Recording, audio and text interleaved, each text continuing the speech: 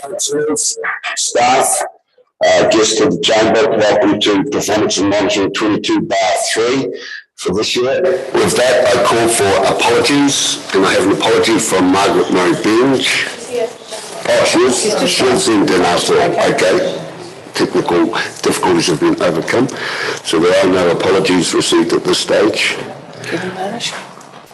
Before I start that, councillors, I'll just inform you that this meeting is being live streamed and held under the COVID protection framework orange requirements.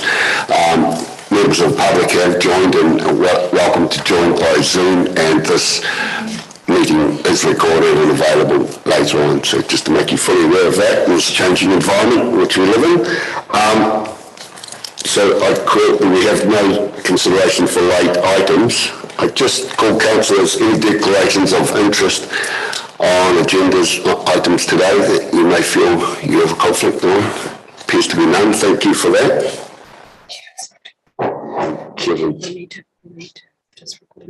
Yeah. Thank you. Right. With that, we have a number of members of the public wishing to speak in public forum here today, so we'll move straight on to that. Now, on my list here, I've got Francis Young, Keith Gregor, and Tessa Blacker. So those three will be the first three speakers, and then anyone else wishing to speak on the Kerikeri item is welcome.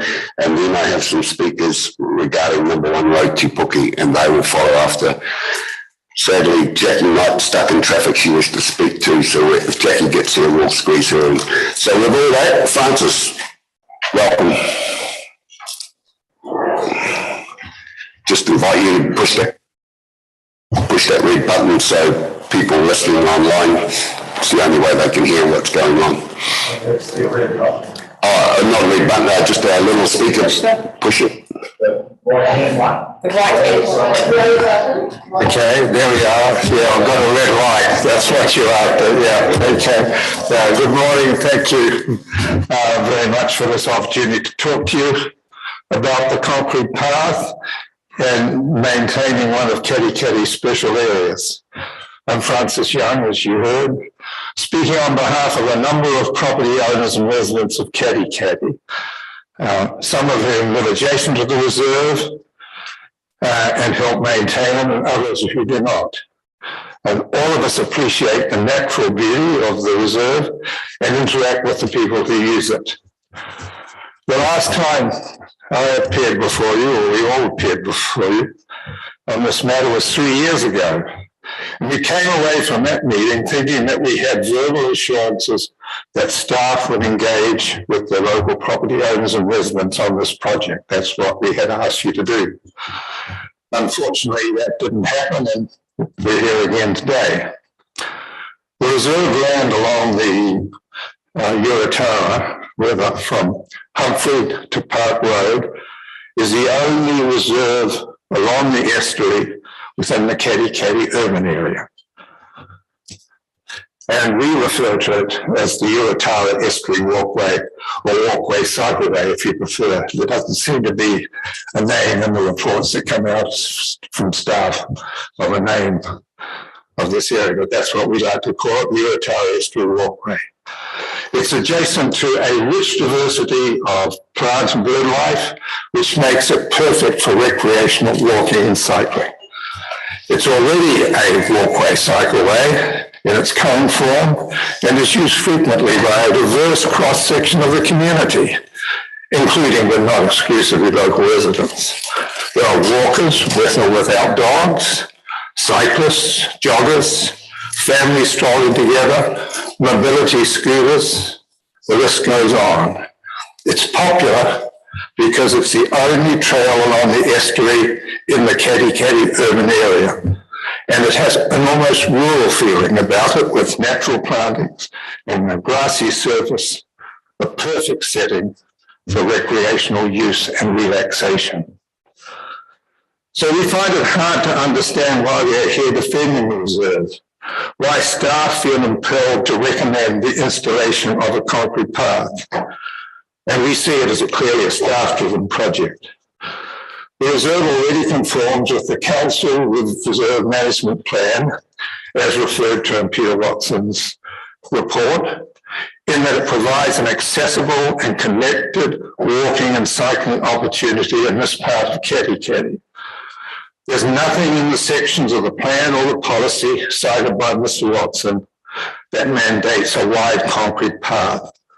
Putting one in is an over-engineered solution to a problem that doesn't actually exist because people are already using the reserve for the purposes intended.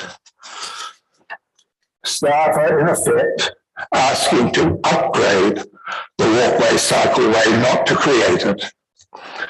A continuous wide concrete path will be much less in harmony with the ambience of the reserve as it currently exists. Many would argue that it's not in accord with the management plan on the grounds that it does not, and I quote, protect the environment and natural beauty of the locality. Now, one of my neighbours attempted to do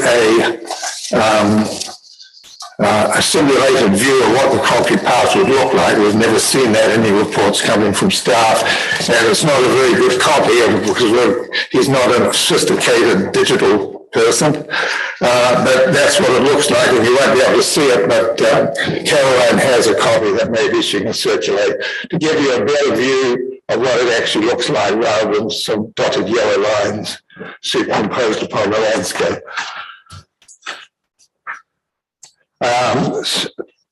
And another issue that we're concerned about is that a concrete path will inevitably concentrate users into the same space and will inevitably result in cyclists riding faster, even if they do not consciously intend to do so. I know that because I used to ride a cycle and that's what happens.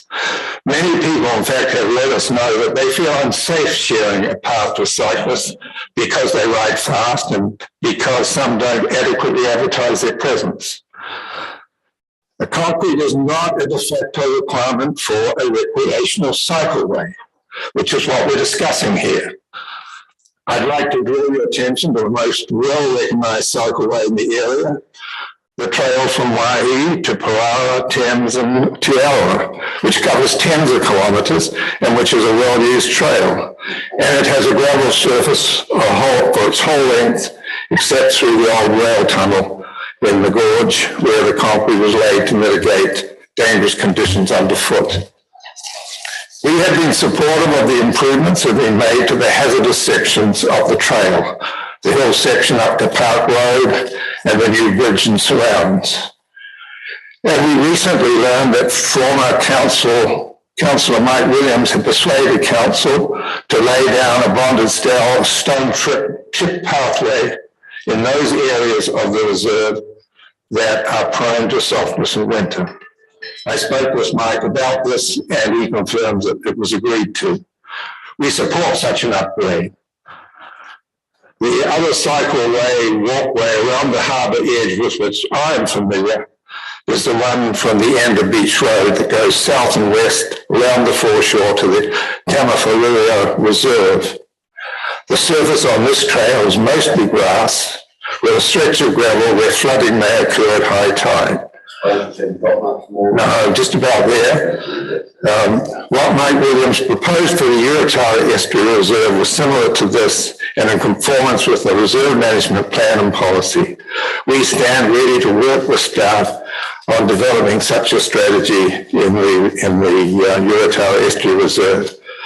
Councillors, you'll all be familiar with the well-worn philosophy that we were put on earth to leave it a better place than when we arrived. We know you would not be sitting here. All we're asking is that you leave this unique stretch of Katikati reserves better than when you found it. We believe the solution that could satisfy both sides of the debate exists, and we urge you to choose this option. Thank you for your attention. Thank you, sir. Right, councillors, any questions for Mr. Young? Councillor Henry. Good morning. I'm just asking, this is the question to the group from Katikati. Have you been online to see the number of submissions that we have received and have you? I've seen a summary that was provided by the staff for your agenda. I wouldn't know where to go online. I wouldn't even know it existed online. Okay. Yeah. All right. But I do note that that summary did not take any account of the petition that was presented to this committee 3 years ago, which has over 200 signatures and somehow got lost out of the equation. Mm. So I'm just trying to work out the year of that. Was that 2019? I've got a copy of it right here that came out of the minutes of the meeting in February 2019 of this committee, and it seems to have started about 2018. Which is when that was in the Cuddy Reserves minute. Yeah, I've got a copy of it here. I took out of that agenda and I believe it. Yeah.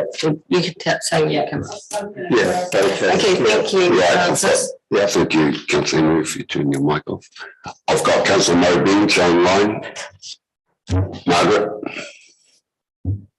Can you hear me, Mr. Chairman? Far away. Can you hear me? Yes. Yes. I'm speaking to you from a car in Carterton, and I have been involved with the Walkway for a number of years. And like I think several of us, we were there in 2018 when we agreed to put 50,000 into that walkway in order to improve the damp areas. But the walkway itself, no one's opposed to it.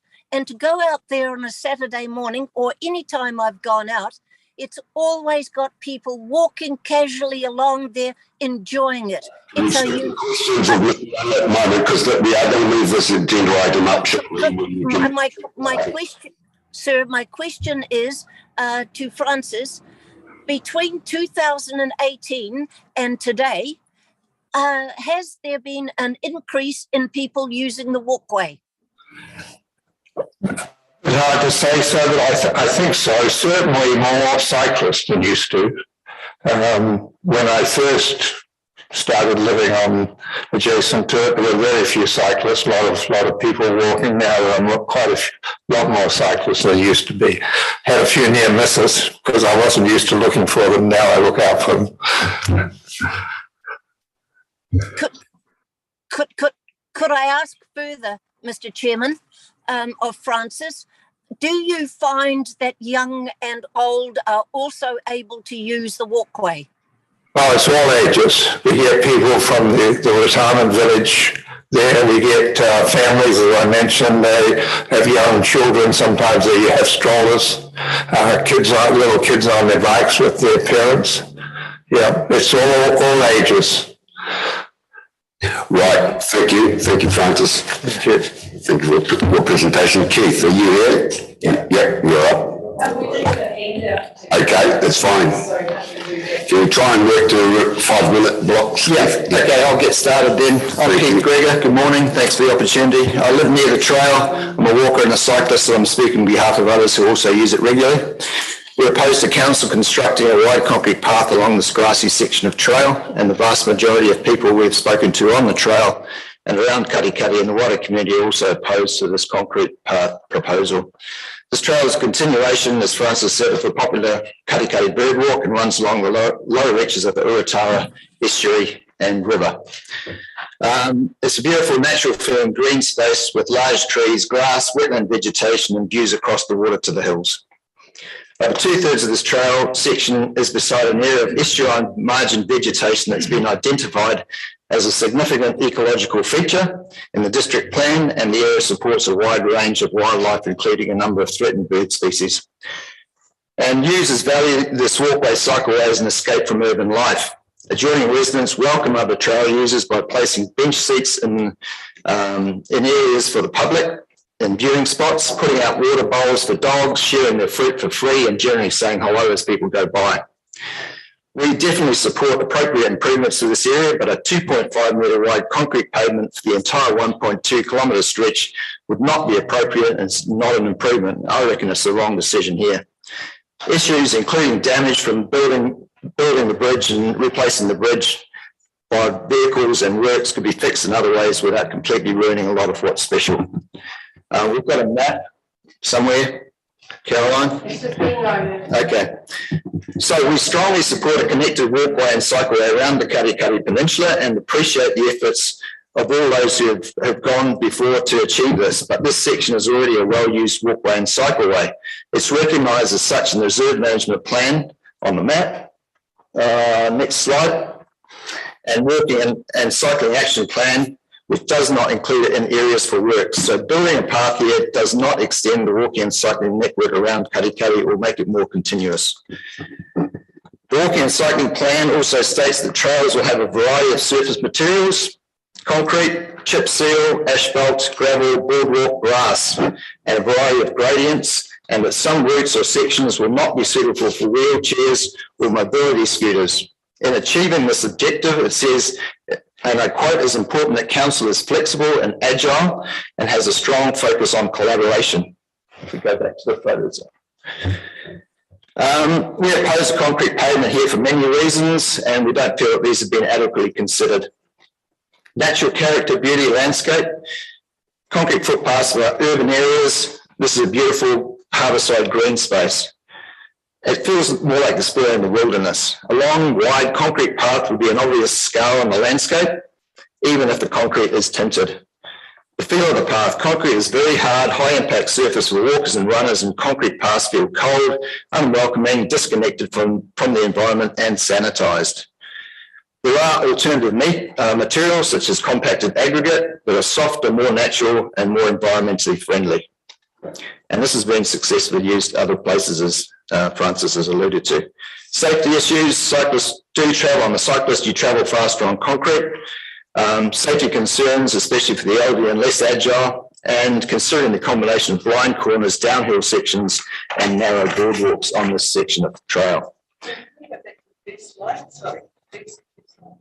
The cement production alone for this concrete path will emit an estimated 75 tonnes of greenhouse gas.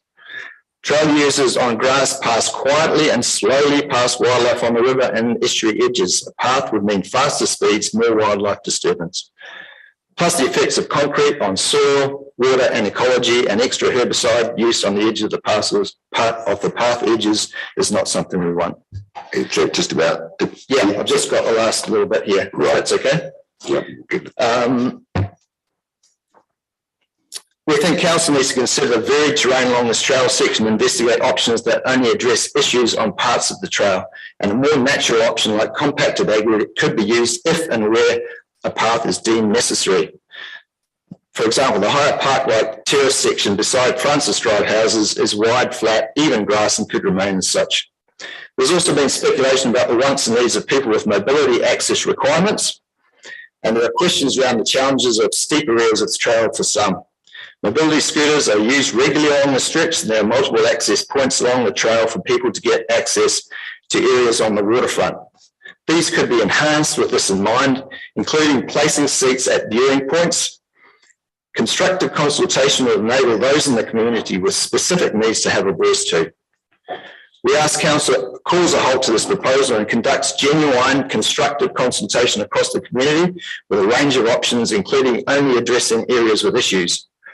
And that it considers community concerns and plan requirements in its decision making. So don't pay this paradise, say no to concrete, see this as an opportunity to work with the community to find appropriate ways to enhance this beautiful area for other users now and into the future.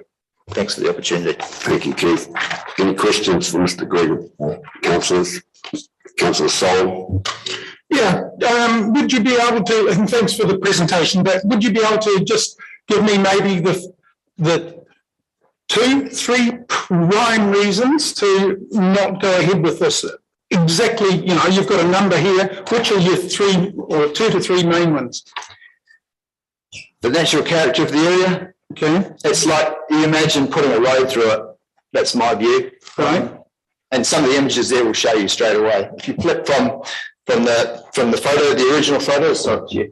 We did have them loaded up actually. Councillors had all access to them last night when they prepared for today's meeting. And so I think there are other options there that we're happy to consider. Then there's the safety issues. There's of course the access issues. We want access for as many people as possible, and the environment. So you've got, threatened species right on the doorstep there. You've got a quiet urban, sort of countryside feel to the place, and we're just going to put a concrete solution right through the middle of it. Mr. Chairman, so you're saying character, access, environment? Yeah. Thank you. Thanks. Thank you. Thank you. Tessa, you're up. Saw your name copyrighted on all the photos we were studying last night, so multi-skilled. Right, so I have a face. Sorry, there is another handout, but didn't want to distract you with that while Kate was speaking.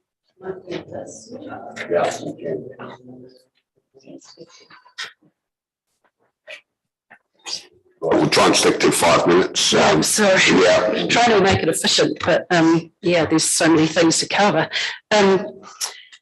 Hi, I'm Tessa Blackett. I also live near this trail. I'm a walker and cyclist, and I'm speaking on behalf of others who also use the trail regularly and oppose a concrete path. Many people are very dissatisfied with the council process and communication for this project. If a pathway has been approved and then a concrete surface chosen, this all seems to have happened behind closed doors and not been communicated to the public, and perhaps also not to elected members. Some councillors and former councillors believe only remedial works have been approved, but never a pathway. In 2017, a petition opposing a concrete path was started when people became aware of a possible path, but the organisers then understood it wasn't going ahead. But at the end of 2018, Council included in the local reserve management plan a policy to develop a walkway cycleway for this already well-used walkway cycleway. I'm not sure if this is actually the next slide may be a map. It may not. Oh, no, okay, no. So just go back to the slides. Yeah, go back to the first one if you can, go backwards. Thanks. A few months later, in February 2019, a petition was presented to the Council's Operations and Monitoring Committee. And I do have that here, with 215 signatures opposing a concrete path for this section. The chairperson and the manager of reserves and facilities both stated that the petition would be considered in any consultation on this matter. Petition organisers expected they and the community would be kept informed, and meaningful and respectful consultation would take place to inform decision making. A feasibility report was presented to the council 2 months later. This report covered 3 surface options: leaving the mown grass, a full-length compacted aggregate path, or a full-length concrete path. It did not present any options for ways to only address identified issues along the walkway. The report's comparison of the 3 surface types was missing important considerations, including ones relating to the landscape and beauty of this locality, the naturalness of the environment and wildlife values, the feel of the surface for walkers and runners, and safety issues relating to speeds. Importantly, the resolutions at that council meeting were for a $50,000 spend on a hazardous section, but did not include proceeding with the pathway.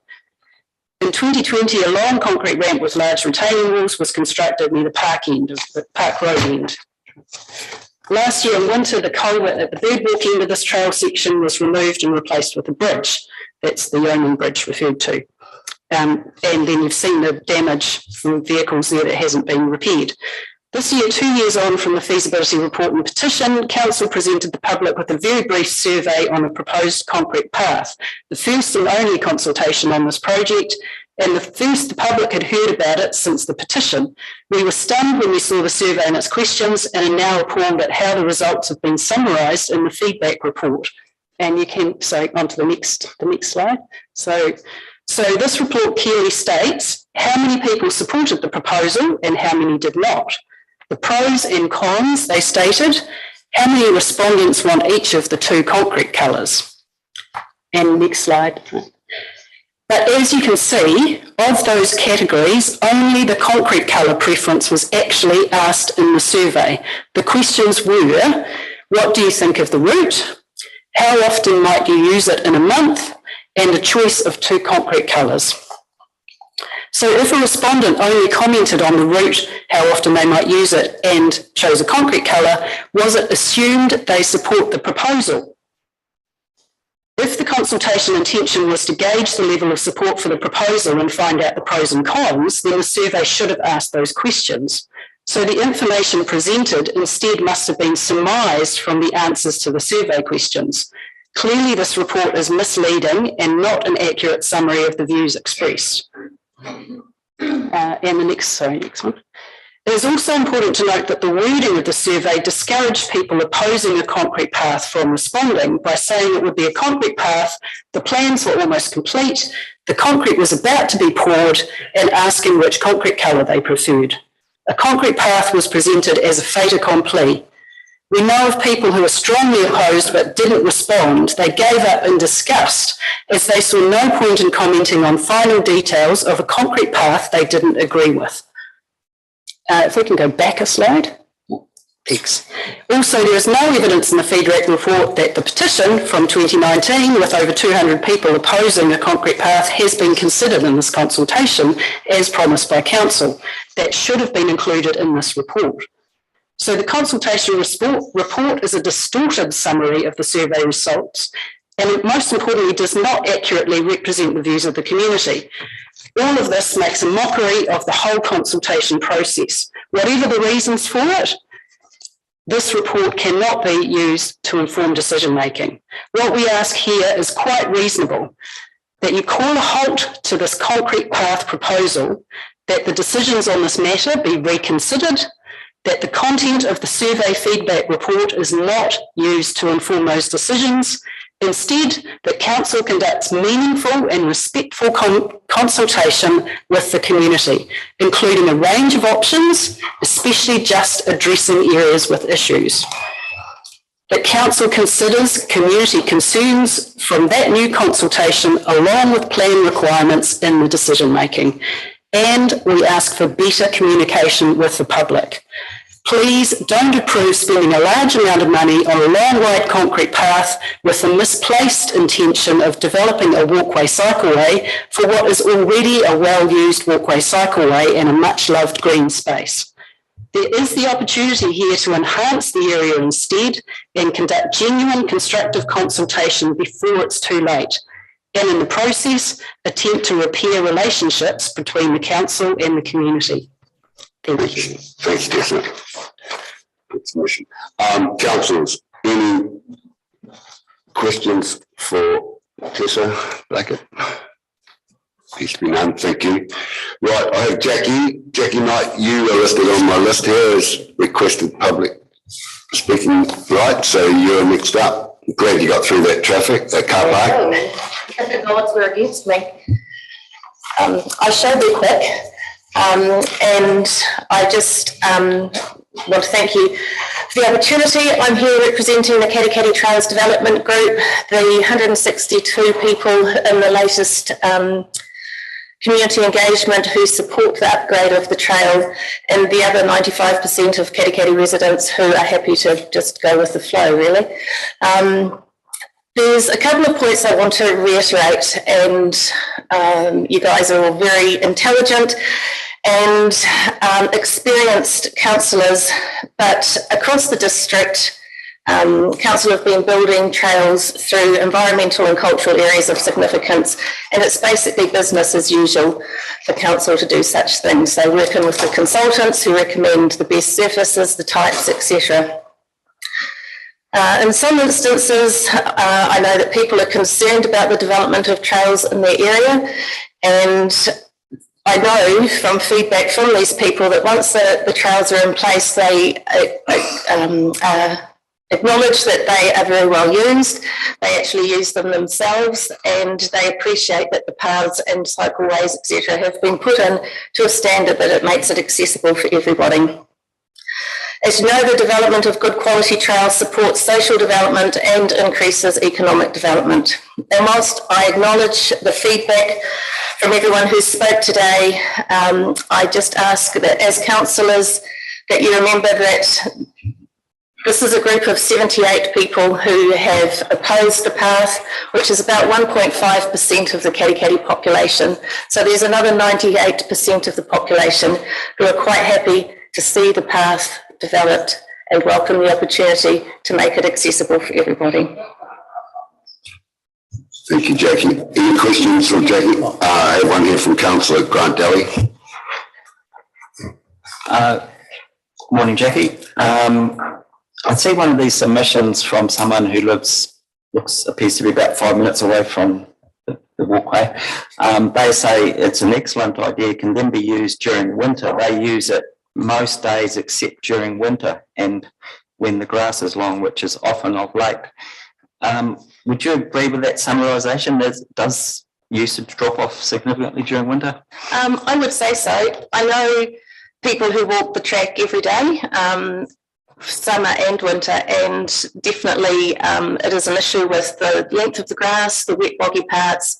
If you're a regular walker, you have wet shoes every day, which is a bit of a first world problem, I know, but it's still an inconvenience. So to have something that was able to be used year round, it's definitely wet in winter, definitely more gumboot than sneaker. Thank you. Right. Thank you, Jackie, for your time coming in today. Now, before we move on with this, we've got two other speakers request time in public forum, and that's regarding number 1 road in Te Puke. So I welcome Helen Potter and Tracy Hutchins. Would you like to present now too while we're still in public forum?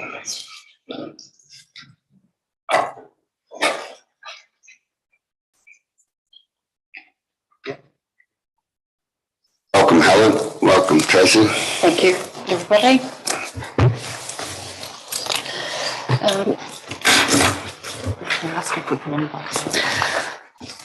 I'd like to invite Dave Linton. He's a resident. He's a little bit late coming in. Can we?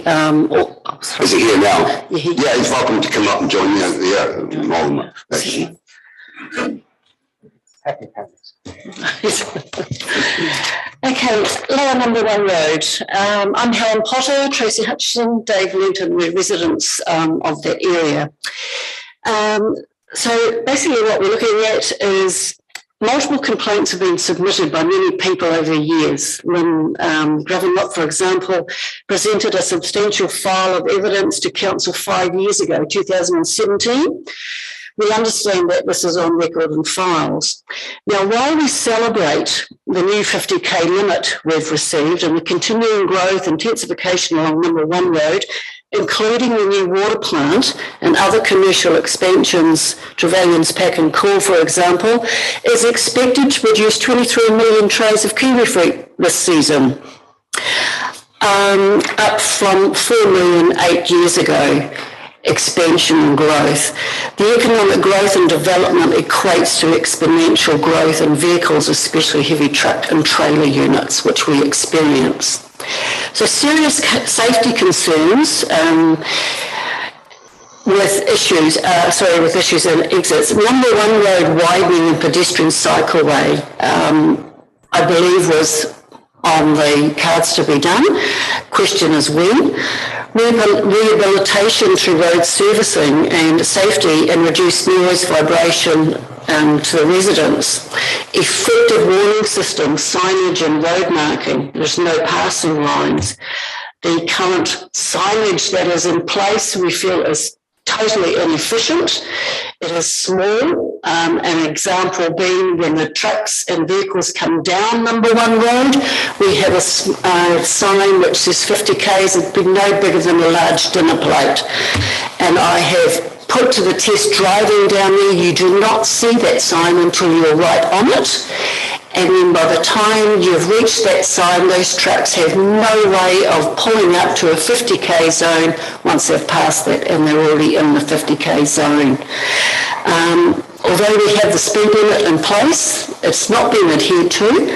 So one of the questions is why is it not monitored? Can council monitor the speed with the police department? Due mainly to the huge safety factors, people coming in and out of their driveways, children crossing the road, elderly people crossing the road to their mailboxes. We've had 3 accidents, 1 each year over the last 3 years. We had one just 4 or 5 days ago. Car went down the bank. Admittedly, it was at night, and I know and we understand that we can't control people's behaviour. However, I think the signage that is required, and we've done examples from number 2 road and number 3 road, which also have had their speed limits changed. Their signage is brilliant. It's big, it's clear. There are warning signs of corners. We have none of that on this lower number 1 road. Why can't we have that? We've spoken to Westlink. They seem to think what they've done is sufficient. We don't believe so. And it all goes towards slowing down those vehicles. When they're slower, the impact on our homes is hugely reduced. And we've noted that in the last few days, they've been patching up some of the major road problems just at the top of the S-bend on number 1 road. And the huge difference with that traffic being slowed right down while they were doing that work was immense. We couldn't believe the difference. So questions to council. Just bear with me a moment. I understand that the rehabilitation is due. It was due to start, I believe, 2022. I understand it's still in the process of whether it's going to be done or not. So our question is it earmarked to be done and when? We also want to know what is the actual classification for number 1 road with its vehicle volumes. It's a road that was designed as a rural road from 1969, I understand. So it's certainly time for it to be rebuilt, improved to accommodate the amount of traffic that is on that road now. A couple of other questions. Why can't we have the signage like number 1 and 2 road? It's a specific question that we have. They have huge signs. They're reflective. You can't miss them. And warnings for the corners. I might pass you on to, just one last thing. We understand there's also been consideration from council to wait and incorporate the rehabilitation with the paper road from Canal Road construction through to number 1 road. If we wait for that, how long is that going to be? Is it going to be another 10 years? This action needs to happen ASAP. So I'd now like to pass you on to Dave. Here's some comments. Go, Dave, yeah, push you. If you want to turn your one off, please, help. Press this one button. Yeah, so one of my questions, Dave Linton, I'm only second season of Kiwi Fruit, so we've been there a year, and we've noticed this year a remarkable difference in the vibration that we feel from vehicles going past. So one of the questions is a classification of road, is it an access road, secondary collector road? Then you've got things on your website that tell you the average sort of volume of traffic and people living along there and the purpose of the road. I believe the volume of traffic on that road is way more than what the classification is. And the deterioration of the road surface this year has been quite a lot, and that's probably due to excessive rain, but now all these heavy vehicles. And I think it's similar if you drive on the road to Auckland, you go through Matamata, that road surface is incredibly uneven. And I reckon that's due to volumes of heavy duty. And I think that's what we've got happening here on number 1 road. Question I'll ask, whose responsibility would it be to, because we talk about excessive numbers, excessive vibration, excessive speed, it needs to be monitored so we actually have some facts to work with.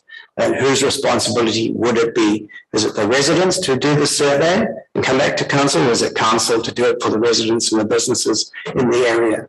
Because you get equipment that can monitor speed, vibration, and numbers of vehicle. Okay, so that's something we can work together with, possibly. And then saying that, is there any short-term fix that council can work with the businesses along there to make the discomfort to residents less when they're actually in their houses than during the business day? For argument's sake, limit the time that they can start heavy vehicles on the road and stop in the evening, say 7 in the morning till 8 in the evening. That business could reschedule the way they pack or the times they pack and the time they deliver. I'm sure it's a quick fix to limit the disruption. It gives you more time to plan and get the road fixed. Preferably none on Sundays, because it feels like a 4 to 5 on the Richter scale vibration in our house. Short term as a truck going past, not the low rumbling, but it is really uncomfortable. Had we known that at the time, we definitely wouldn't have brought along number 1 road. But we're there, we have to stay there. And we're just appealing for help to actually, let's rectify this and work together as a community and businesses and council. That's right. Thank you, Dave. Thank you, Helen. Counsel, were you going to add anything? Kia ora, Tracy Wallace-Hutchins. I'm been living on number 1 road for the past 20 years. I can certainly testify to the increased volume of traffic along the road. The property I live on has experienced a number of vehicles coming off the road. Now, I have circulated for members some images, photos that I took yesterday. I see they've been disseminated, that highlight certain concerns that I notice, such as, in addition to what my colleagues have drawn to your attention, that number 1 road, my understanding, is an 80k zone for the bulk of the road. This is not clearly demonstrated with the signage. The 50k zone occurring from about numbers 93, I recall, on the road, on the approach to the hazardous espionage.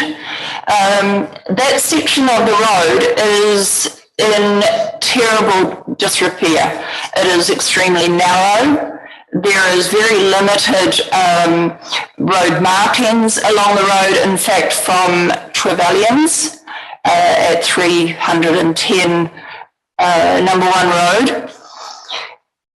There is also no edge to the road where on number 3 road and number 2 road you have a certain leeway beyond or secure road surface beyond the edge of the painted line. This does not appear on number 1 road. Some of the photo images show traffic as they pass each other. There is very limited room for any movement or error. Cyclists and pedestrians want to use the road as well, and I passed some yesterday. It's very, very hazardous. More pedestrians and cyclists would use the road if it was safer, which would also reduce our carbon footprint immensely and subsequently reduce the volume of traffic occurred. So these are some of the points I wanted to elaborate on. The other point I wanted to elaborate on was number 3 road shows not only the 50-kilometre sign, which is nice and visual, it is a certain distance away from the residential area, which gives people that visual chance to actually process what they have passed, the sign that they have passed. Number 1 road does not show this. On the entrance to number 1 road, right at the junction, is where the 50-kilometre zone signs appear. There is way too much visual activity for a driver to observe. In oncoming traffic, everything is right at that intersection. They are located on the island at the junction. That's inappropriate. Furthermore, Done there, Trish? sorry, Are you just about finished? Hello, Just Tom. about. Yep, good. Furthermore, number 3 road also shows an extremely large residential area, please slow down sign. That would be very useful on the southern approach to the hazardous S-bend. The final note I'd like to make, if I may, and that is to draw members' attention to the Smart Growth report of infrastructure capacity report that was dated October 2012. What we're talking about is not new knowledge. We've known this for a very long time. What we're talking about is the expansions that have not been addressed.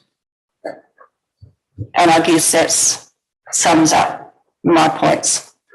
Thank you. Thanks, Tracy. Right, what I'm going to do is bend my rules of public forum a little bit. I'm going to invite Transport Manager to come up to the table and use Councillor Henry's microphone, or the one there, if there's one there for you.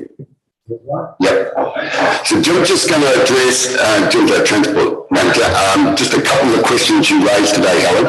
My suggestion is you've raised some real valid points, and to me, that's why we have community boards. I think this needs to be thrashed out at Te Puke. There you'll have Grant, and I'm sure Monique will attend, and John Scrim, our Deputy Mayor, will be there. They can sort out what can be done with the relevant staff members attending. I'm happy to come along and listen as well. I won't have any say over that place, but then what can be achieved within current budgets will be able to be achieved, and if further is required, that's when you come back to Councillor Scrimmage's Finance Committee, and also if speed limit reviews have to be done, that will have to be done via council as well. So maybe Jim, can you just answer on the footpath progress, maybe on the status of the road, but I think this is better for a different place. It's not on the agenda today, but just to answer a couple of queries that have come up. Thanks. Yes, sure. Don. Just a couple of those points. In terms of public road, we don't have the ability to restrict traffic at certain times of the day or days of the week, so that's not a possibility for a public road. As you talked about, the speed limit signs had been moved further up the hill, but it is a single sign. There's no advisory sign saying 50k ahead, so that's a possibility.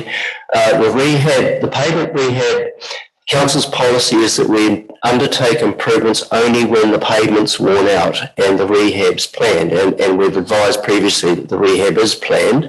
The road is getting old and tired, but at the same time we have to secure funding sufficient enough to do that. The lengths of the road, it's not all the way to Trevelyan's, but also the community have asked us for a cycleway from Te Puke up to the Trevelyan's at least on the side of the road. So we're trying to undertake a business case that we may be able to secure national funding contribution for that cycleway. So the construction, it's constrained, it's 20 metre wide corridor all the way from Te Puke Township up to Trevelyan's, and in fact all our local roads are. And within that space, there will be competition for the services, the road widening and the off-road cycle path. We think it's likely in that rural environment to be separated from the traffic, so on the berm. And along there are entranceways, and the road pavement within the corners doesn't actually stay in the middle of that 20 metre section. So we've got constraints on a couple of the corners in terms of private property. So while we're working towards trying to undertake the improvements on the road and with the pavement renewals, we will continue to maintain, and you will have seen we've done some water cutting on the flush seal areas to maintain the level of service and the safety. But while it has been our intention to do this project before now, we just haven't been able to get to the point of securing the funding and delivering it all at once.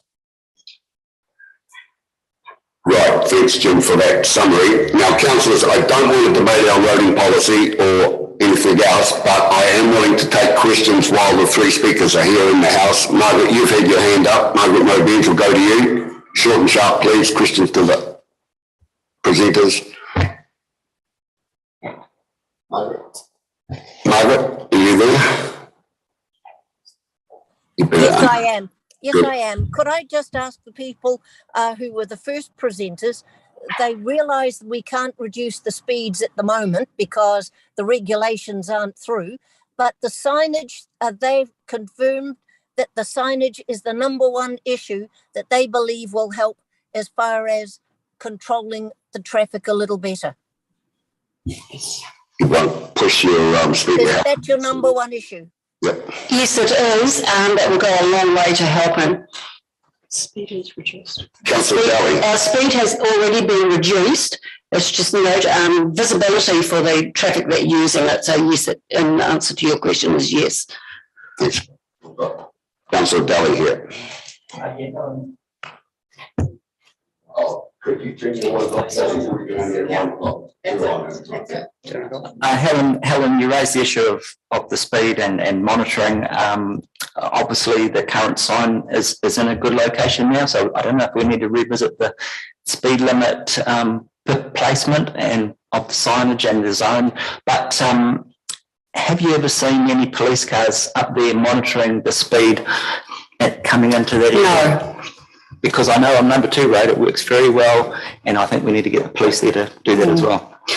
I did speak to an officer some time ago, just very casually, and his response was it's very hard for them to monitor that road. No idea why, wouldn't go any further than that. So I don't know whether that's something to do with policing or combination of council and policing, the state of the road. Right. Well, thank you, all three of you, for coming in talking today. I will, sorry, I've got Deputy Mayor wants to speak up, but he overrules me, so I better go to him. Yes, Deputy Mayor. Thank you, Don. Dave, if I heard you correctly, you made a reference to the fact that the vibration in stuff is a lot worse this year. I heard that correctly? Yeah. And so I'm intrigued. I understand from Helen and so on that signage and slowing traffic down, but what do you believe has been the major cause of that being worse this year? Deterioration in the road. Yeah, I agree with you. Yeah.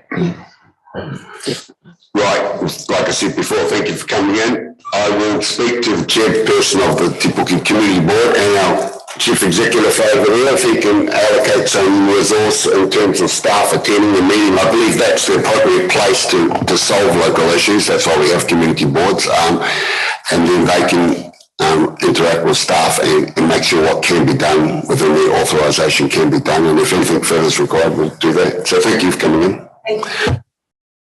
Right, councillors, I need a mover and a seconder to move the order of business. I've got Mayor Wetter, Councillor Sol, all those in favour? Those against, I declare it carried. Thank you. So our NZTA people will just have to wait a little bit longer. Chris and Angela, you might be even welcome to go through for a cup of coffee if you like, because we're going to deal with the Katikati cycle issue first. So Jim might take you through, and is he going to be involved in this? No, he's not. No, it's Peter's call. So Jim, you can take them through and give them a little bit of lubrication for their throat for the hard questions they're about to get in 10 to 15 minutes. Thanks, Chris, Angela. We'll see you shortly. Sorry, Don, did you get a mover? I did get a mover at Neil Weber, Councillor Sim, and it was all passed. Peter Watson, welcome to the meeting. Have you got your speaker on, Peter?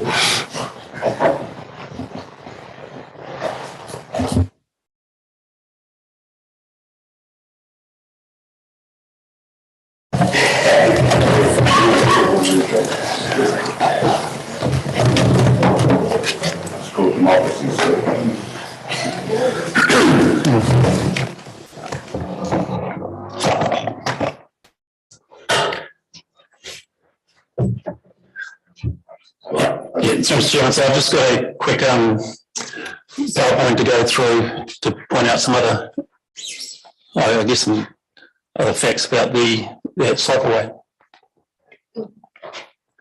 So just starting off, so the Katikati Valley Beach Walk Reserve Management Plan, as you know, was adopted on 30th of December 2018, and then that contained a specific action about developing a walkway cycleway between the Young and Walkway, along Waverley Drive, etc., right through to the next to the retirement village. And that was that.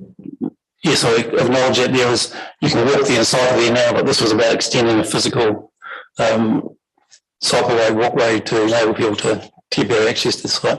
So it's a feasibility study done back in 2019 as a result of the adoption of the Reserve Management Plan action, and that's been presented to previous committee, operations committee.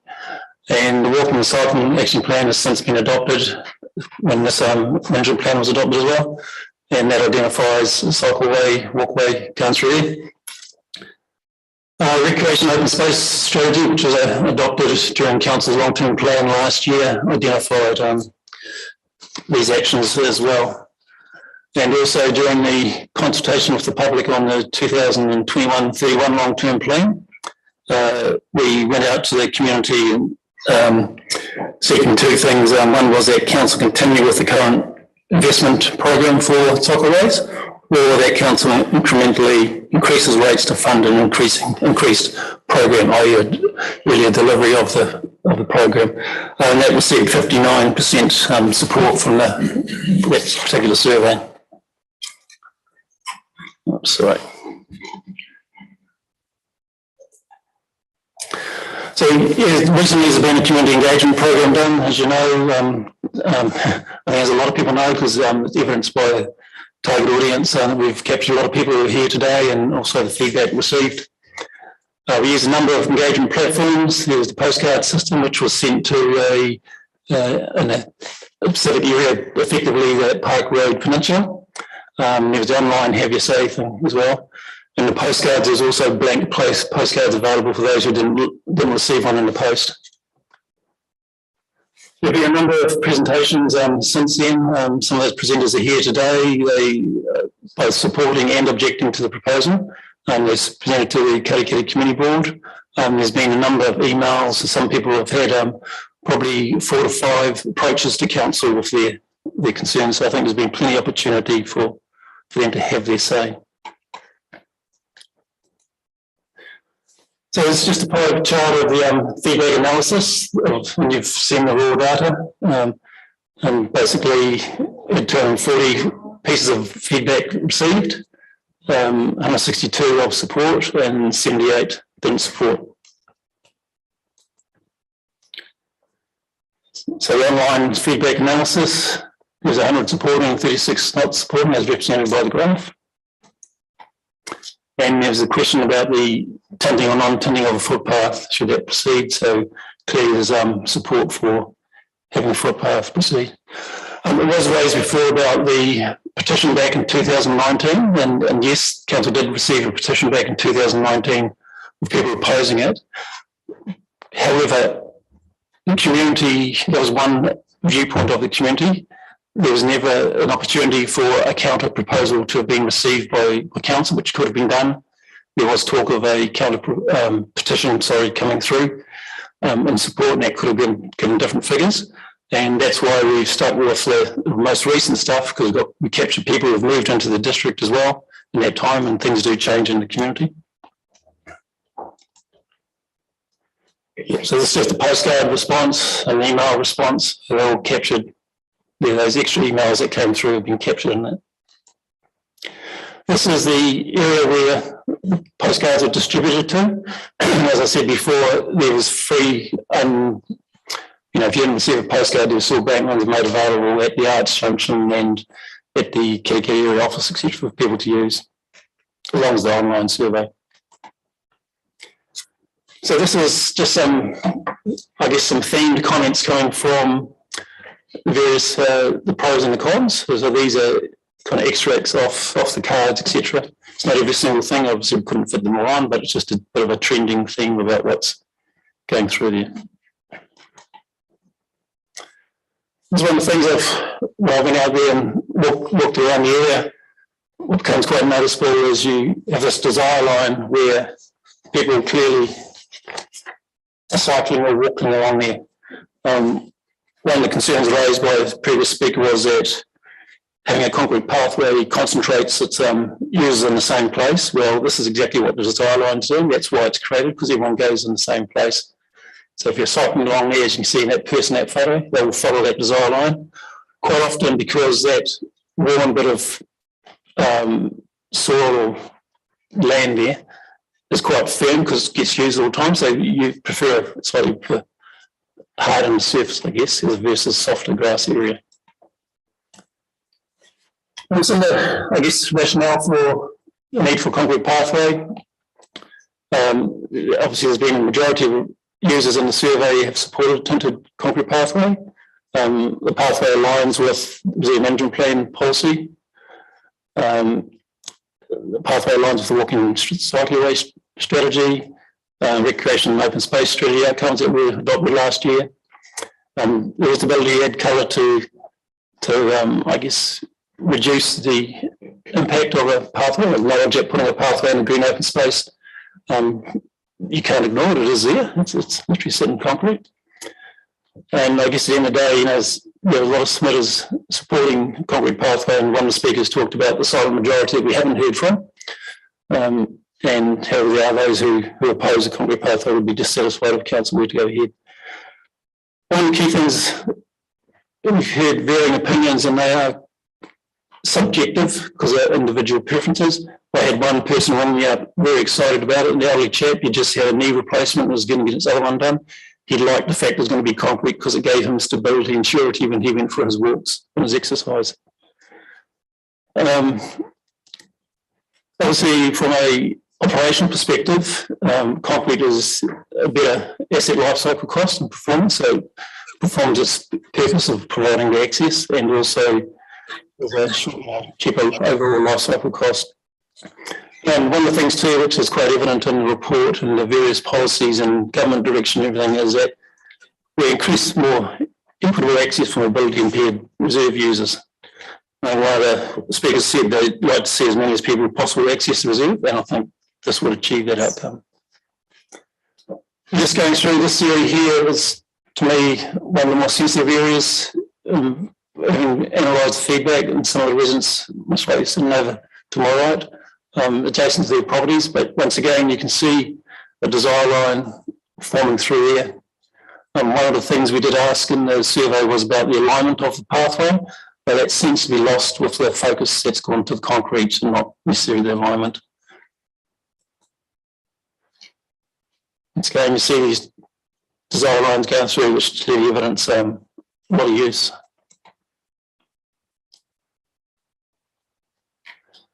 I guess one of the things, this point is photo here too, you'll see this is like a lower terrace, you'll see a retaining wall in there. So the housing is actually up to the right there. You wouldn't actually visibly see the pathway from a property there if that was a concern of any adjoining property owner. Whilst out there on my walk, I noticed these, actually maybe a husband or wife or someone chasing a husband or wife, going down a concrete pathway. So I guess that's from the retirement village they'd left from. They're probably going into town, so a concrete pathway would provide that off-road safer opportunity, and they could also enjoy the benefits of the reserve offers. This photo was taken when I was out my walk. It was a real busy day. It's obviously a real popular area.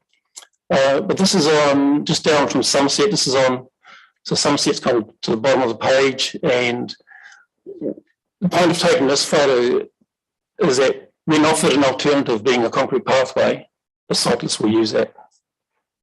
They haven't by choice gone on the thing there. Another thing we need to have that's happening, and this gets raised with the safety of cyclists versus pedestrians versus runners, etc. That came across these two, probably in their late 30s, 40s, these guys. But it's on their off-road electric scooters. And yeah, they do move along. You can see the dust kicking up behind them there. And that area there is very close to the Yeoman Bridge area, so those repairs haven't been done yet because, as I reported to the Katikati Community Board, we've had a lot of scour resulting at the end of the rock riprap, and we have approval from Regional Council to go back and extend the rock riprap there, so that's clearly going to create some more damage to the turf fence that hasn't been fixed at this point in time. And obviously the outcome of today's decision will determine the timing of that. This is an example of a pathway, and you probably see in the foreground there that it's like what a tinted pathway would be of that colour.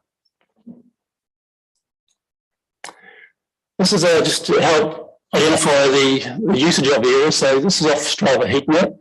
So not everyone has used a Strava, but effectively, if you've signed up an app and it's got 4 pages of conditions and you just go, oh, I'm just going to accept this, you've often accepted being tracked like this.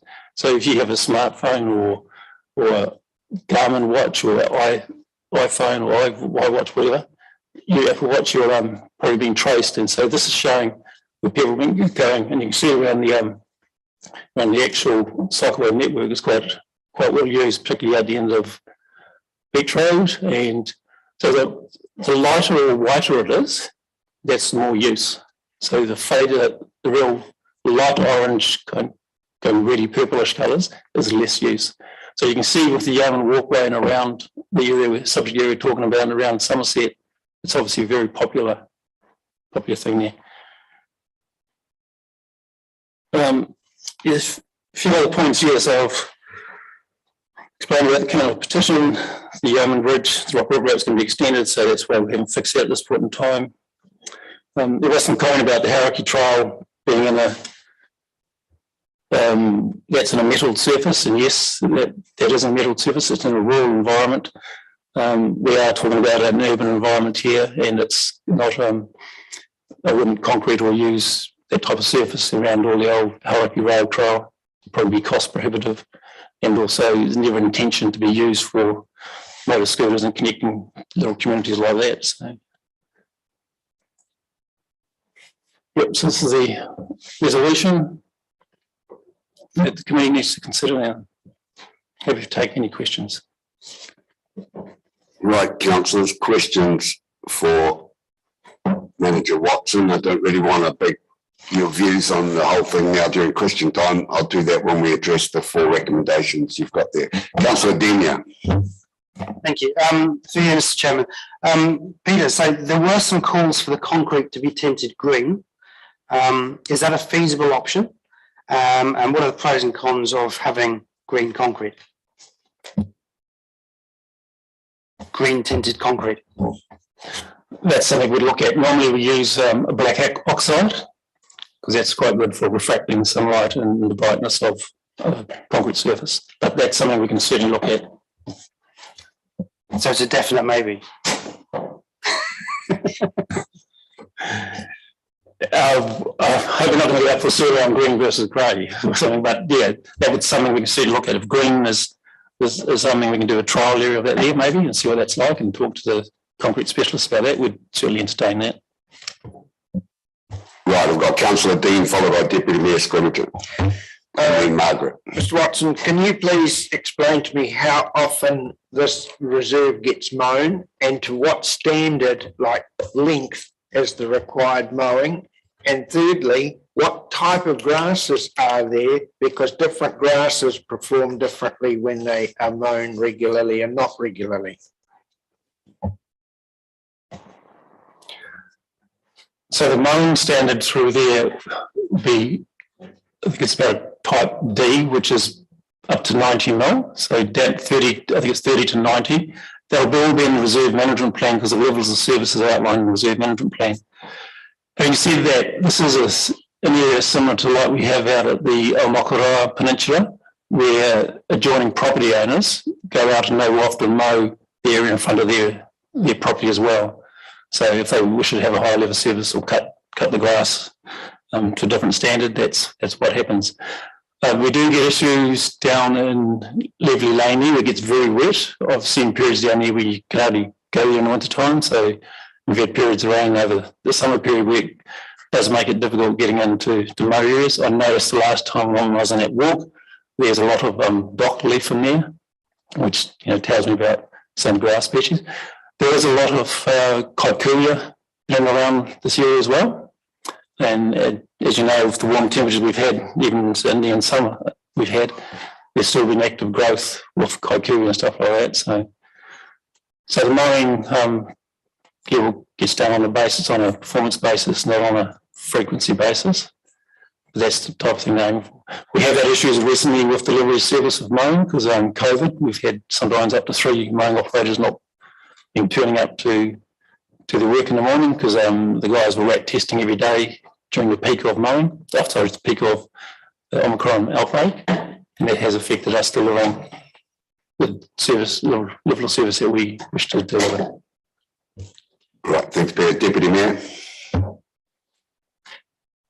Yes, I just wanted to follow up on Councillor Denya's question. I understand that black oxide is quite an expensive product, and I was just wondering about the green option. Is that a cheaper option or not? I don't have the answer to that at the moment. I need to undertake that discussion with a concrete specialist. Margaret, you're up. Thank you, Mr. Chairman. Can you hear me okay? Can you hear me? Yes. Peter, could I please ask, why were the workers told that when they went to remove the Thai cherry trees, that they were told they weren't touching the footpath? But when I read the report, it said the trees were and the tidying up was being done in order to get the machinery in there to create the concrete path. Why was that misinformation given out? First question.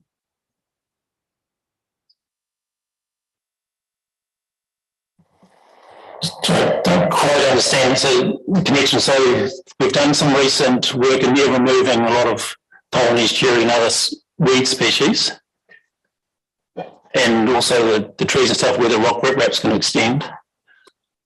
I'm not too sure who's telling you that it's been done for the purposes of setting up the pathway. That's what I read in the report, Mr. Watson. But No, that's not in the report. But I'm not. No, I recall mentioning that, Councillor Murray-Benz. My second question is, sir, the environmental issue that people refer to, surely, Peter, when 2018-19, when we made the decision last time to protect the grassed area, which a lot of people mow anyway, to bring it down to the right level, and that why can't you have a cycleway that is concrete in some areas, then move to the grass and then carry on for concrete in the places where it's required? Why can that not be done? Peter. I just wonder, when you're a user of the cycleway and you're riding on concrete, then you're getting on the grass and off back onto different surfaces, it offers a different experience. And also, so the grass will continue to wear, as you've seen in the photos that I put up in the PowerPoint slide. That will continue to get worse as numbers go up. So Mr. Watson, the 50,000 that we put in the budget in 2019, has that all been spent? And why haven't you come back for more? So to answer there, the 50,000 was spent on fixing the dangerous area where the motor scooter person had rolled over on the old track, and it was put into that there. It wasn't put into to repair or fix wet or damp areas, and that was an action that came out of council resolution that staff followed up on, and that funding was used to complete that job. And we've had good feedback about the improvements made to the cycleway through that job. Right, is that just at the end of questions? Because I've directed to page 7. We have 4 staff recommendations there, councillors. Did you have a question, Councillor Henry, or are you? Do you want to turn the speaker on?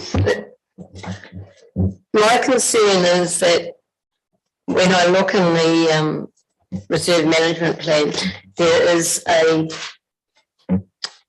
desire to have a cycleway around the coastal margin down there. And then I hear date of 2019 when the group probably largely some of the people that are here today, had their concerns raised. So the cycleway was already in there. I'm not sure how that where that fits. The dates don't correspond. It's already in there that the cycleway is going in 2018. Yet there's a group that is saying in 2019 that then they don't want it. Can you explain that? So what occurred, council went through quite a comprehensive process, 2 months public consultation over its reserve management planning process back then in 2018. And then it adopted the plan, and in that plan it had that specific item, which I highlighted on the front beginning of it's in the report, and it's on the beginning of the PowerPoint slide. That was an action that came out of that process that everyone had the opportunity to comment on. There may be some people who weren't living in the community at that time, so may have missed that opportunity. So as a result of that then when I engaged the consultant to go out and do the feasibility to give effect to that action, they were out there walking around and they were approached by some people. Then we had some members of the community out there started writing and talking about spending millions of dollars and all sorts of stuff, and the petition came through in about the 5th of January, I think, 2019. And hence that report, that petition then got submitted up as a report to council and accepted as council. And then there was a further report once the feasibility study had been done, because I was surprised how we were being told what it was going to cost, etc., when we hadn't even completed the feasibility study and the practicality whether it could be achieved or not. So you're saying that discussion at 2019, in actual fact, is out of a consultation period, so it didn't have any bearing on the decision that was made. It was post the adoption of the reserve management plan. So correct. That's why it's not taken effect. It's just that I'm just trying to understand what the confusion around that information coming in. I have walked that track too. Yes, it is in a rural area. Yes, it is. I mean, it is in an urban area, and it is a very lovely setting. It's a real dilemma because we have an overwhelming number that actually have said that they want it, and as the representatives, we are supposed to go with the majority. I hear what Jackie's saying, that it is an economic draw card to our area. Will it bring more people? We won't know. Will people be deterred from going on it? We don't know that either. Councillor Henry, so I'm just trying to debate, which you're welcome to partake in shortly, but it would just trying to tie up questions. Debate, okay. Yeah, that's fine. I'll go back to Councillor Mobin. She's got her hand raised. She's either going to move a recommendation or she's asking one further question. Margaret? No, go to the mute on. Yep. Yes, I'd like to move that we recommend that option B be actually approved, and that staff bring back the areas that desperately need to have concrete and leave the environmental area intact. What's option B? With the recommendation, with the amendment, sir, that staff come back with a proposal as to where, in fact, the areas that are so bad that need concreting as well. Option B was not proceed. Oh, was it? And the options. Oh, yeah. Oh, right. I'm just looking at the recommendations there. But no, recommendation. But it sounds like she was moving a partial amendment to the recommendations. I'm just trying to resolve what you're moving with. Right. Well, I saw that there was option 1A and option B. So I moved option B with an amendment to it. I can't see option C. I'm sitting in the car and I had my mobile phone on, which was fine, but it's going flat. So I'm back to my iPad. So the first two recommendations we have in front of us are just the two procedural ones, which are in line with all motions. 3 is the key. It says that having considered feedback received through community engagement programs the Monitoring Performance Committee confirms that the concrete pathway between Yeoman Walkway and Park Road proceeds. Well, I'm not moving that. I'm moving option B with an amendment.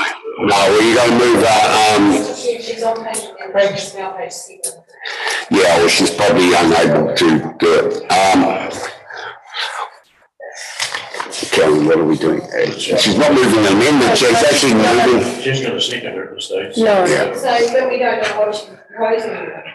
So is she proposing? I think She's proposing a revised number 3. Proceeds with. That's far. Proceed with how far? How much concrete are you laying, Margaret? Beg your pardon? How much concrete are you recommending to lay? I'm recommending that the environmental special areas be preserved in grass and the areas that are dangerous and still muddy be concreted. Yeah, well, that's a bit vague, unfortunately, because all of us have different views on what's environmentally protected. We have to have set meterages. Lively Road Path and Francis Path are to be protected, sir. It is a unique environment. I've never seen anything quite so beautiful, and Caddy can't give it away and just put it all into concrete. As you know, the cyclists will go faster. At the moment, they are just amble along with the walkers, and you've got to protect such environments. Okay. Before you make your case, we've got to just resolve what we're actually talking about and debating about, Margaret. Okay, well, you got the message. It's Lively Lane and Francis Ave, where the pathway goes along there particularly. That's the area that needs protection. James, help me out here. Caddy Cat. Yeah, well, yeah, is there a seconder for that?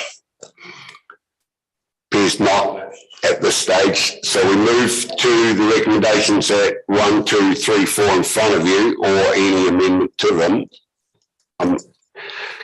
Councillor Dean, I would like to move 1, 2, 3 and 4, and an additional amendment 5 that asks staff to give serious consideration to green tinted concrete. I'll second that. So I have 1, 2, 3, 4 plus a 5 regarding a recommendation to look at green coloured concrete, moved by Councillor Dean, seconded by Councillor Dean. So I have a recommendation on the floor, and now you're welcome to speak to it, councillors, or move. Well, we're going to let you speak to it first. Everyone has the right to speak to it before I put anything to a vote, and if it survives, yeah. So do I have any speakers to that? To the recommendation I have on the table, to lay the concrete the entire length and to look at green for some or all of it, I assume. I'd like to speak for this motion, because to put in the concrete path, we've talked about this since way back 2016 or something. There's a majority of people that have said that yes, they want a concrete path, they want it improved. When we've seen improvements happen, and I will quote Pilot Bay, where we had exactly the same situation in Tauranga City, where we had people opposing a walkway put the length of Pilot Bay. Once it was actually done, what has happened? We've now got a really nice environment there. This is exactly what will happen here. Once it is actually in place, all these concerns will be allayed, because we will see a really nice environment, and I'm a keen environment person, with a nice walkway through it where you don't get mud. It's easy to maintain. At the moment, if we have gravel there, the kikuyu will grow over it. Concrete, is, in my opinion, is the only solution, and I think the concept that James has come up with having green coloured concrete would go a long way to sorting out the situation. Thank you, Councillor Dean. I've got Margaret Mobins to speak first, followed by Deputy Mayor Scrimmager and Counsel. Margaret, over to you. Well, I thought Councillor Dean spoke very well. And when he referred to Pilot Bay, he was referring to a boardwalk, which would be really quite delightful. And most people could actually live with that. But to put concrete on it, I think is just ridiculous. So I'm opposed to the amendment. Thank you. Deputy Mayor. Yes, thank you, Mr. Chair. I guess when this started to receive a bit of attention a few weeks ago, my wife and I took the opportunity to go up to Katikati and walk around this path a few weeks ago, and it was indeed a very lovely walk. And if the walk was to be for my personal use, yes, I would prefer it to remain much as it is. But having listened to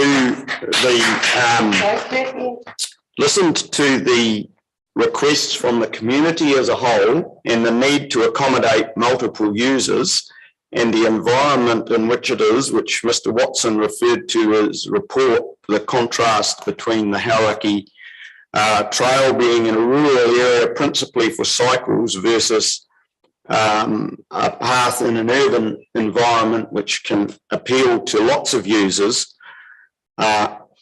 I find that on balance I have to support the recommendations as moved by Councillor Denia. Thank you. Councillor Sol, followed by Councillor Granger. Thank you, Mr. Chairman. I basically have spent a lot of time looking at this issue, and I live in a household where I have a bundle of dependents, about 100 of them. They're all feathered because my wife feeds them. And so bird life, etc., like that is of interest to me. And I guess when I got to looking at this, what I was looking for from the people against this was very clear evidence that there was going to be an effect on the environment and the birds and other life perhaps here.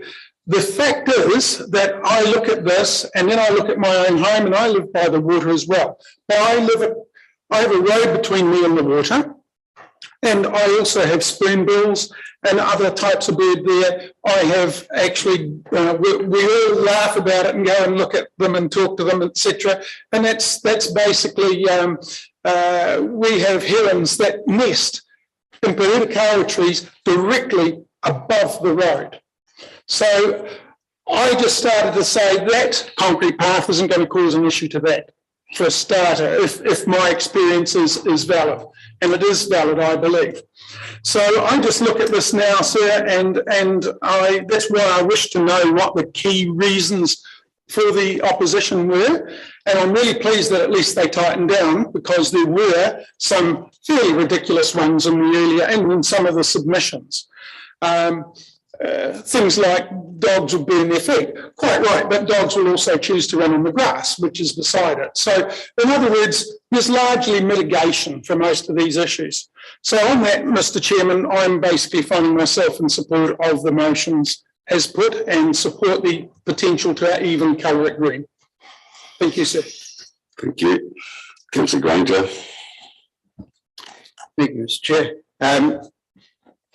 I've walked this walkway many times with my wife. It's a beautiful place. We enjoy this walkway.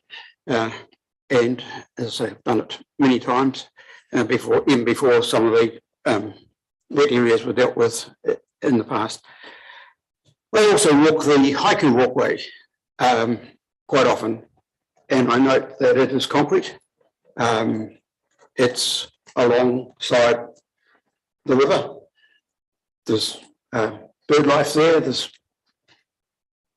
environmental issues and enjoyment to be had along there. I don't recall a lot of issues being raised with council about that in terms of the distraction to the environment or safety issues with that concrete path.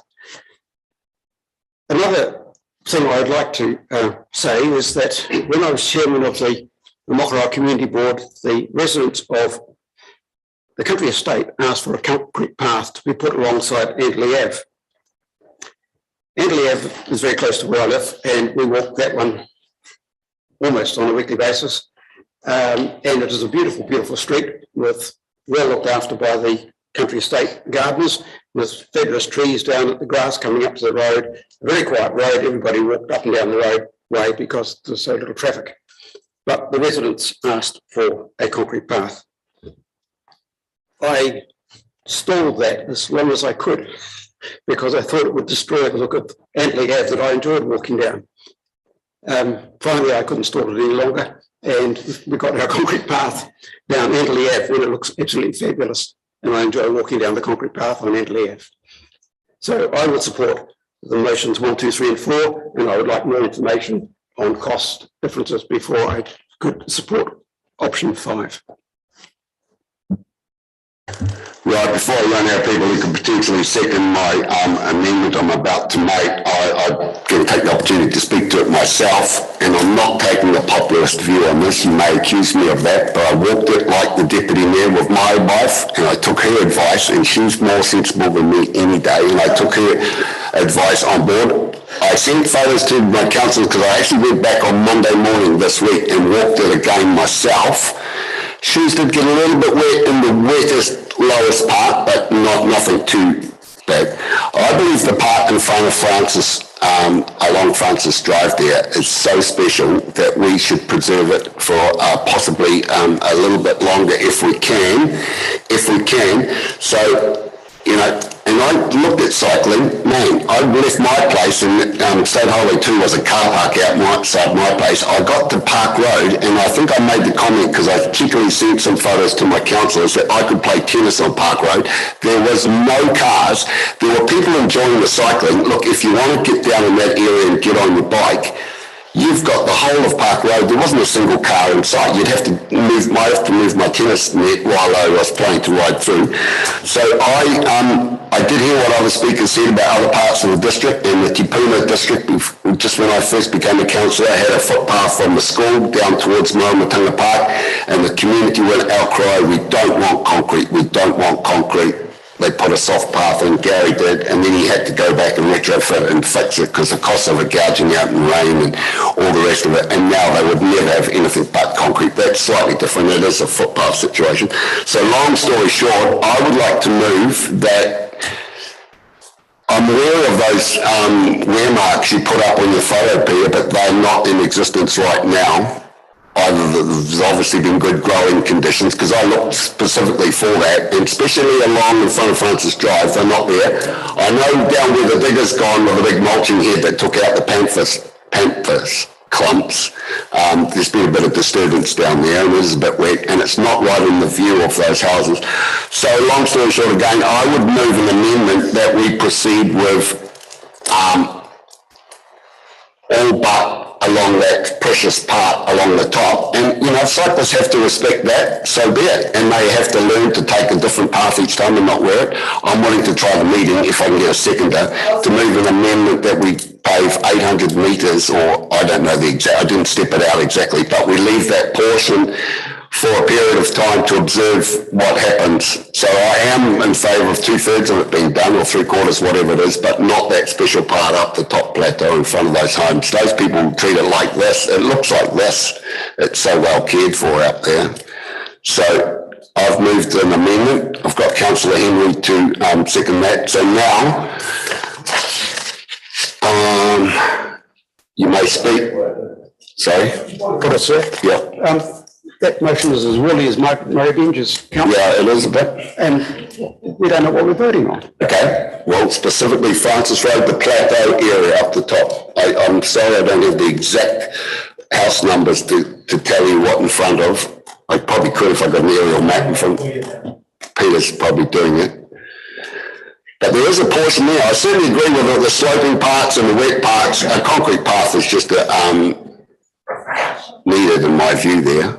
But that other part, I believe a stay of execution could be achieved, but only if we achieve it here today.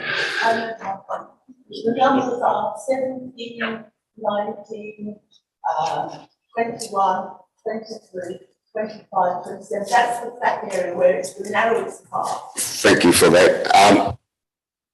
Sir, my motion was different to yours, and I support your recommendation. Well, I've moved the amendment. It's seconded by Councillor Henry. Point of order. Sorry, Don, could I ask for clarification? Do we have to conclude the previous motion before you can? No, this is the one on the table now. If this fails, we go back, you can speak to the other one.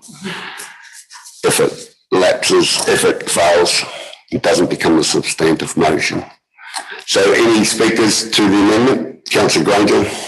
Well, I just want clarification. There appears to be a walkway between 15 and 17 and another one between 27 and 29. So are you suggesting it's the bit between those two access walkways that is left alone? Yes.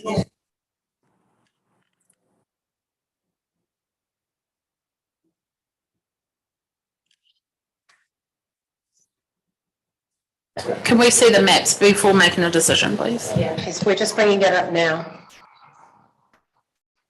Peter, are you able to bring up an aerial map of it?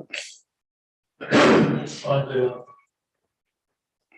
Might take a couple of minutes. It's right on the left here. Sorry, it's not sheet.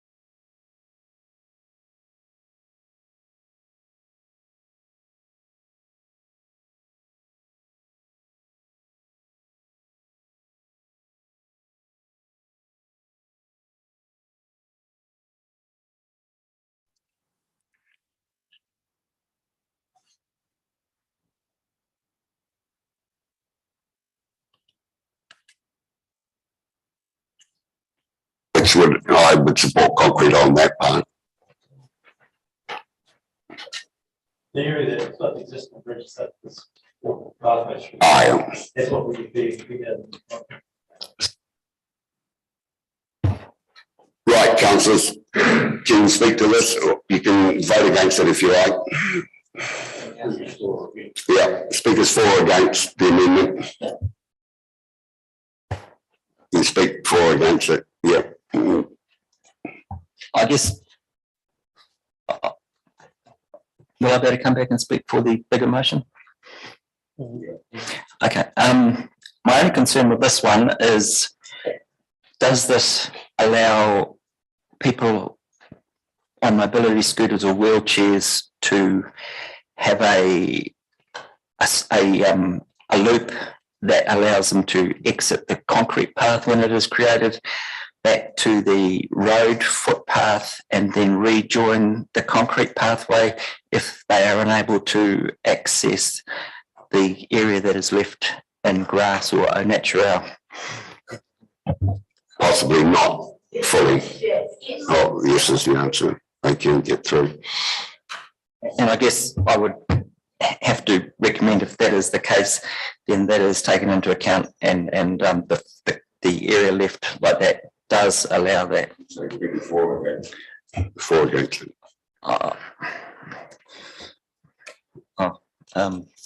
It's a difficult one. Sorry. Generally against, but I'll go with the flow. Right, further speakers, please. Your worship, on that. Sorry, I can't support this amendment. We've talked about cycleways as long as I've been on council, or even longer when I was on the community board. When we try and do these little bits, we always go back later and fill in the gap. This is the most cost-effective way of doing it for once and for all. And I know that may not make very many people happy at the time, but I recall in the large areas we've done cycleways right throughout the district, usage after we put a concrete strip in goes up considerably. We have the statistic to prove that. So I can't see it being any different in this particular strip. If you do it in two pieces over 5 years or whatever, it'll be more expensive to go back and fill in the gap. It'll cause more damage to the bit you're trying to fill in. Do it once and do it properly and get over it. And I apologise if that upsets people, but I just can't support this amendment. We've talked about it long enough. It's time we did something. Any further speak, Councillor Sol? Thank you, Mr. Chair. For quite some time now, I actually sat in that exact space. And I don't have extreme objections to it because it's largely workable.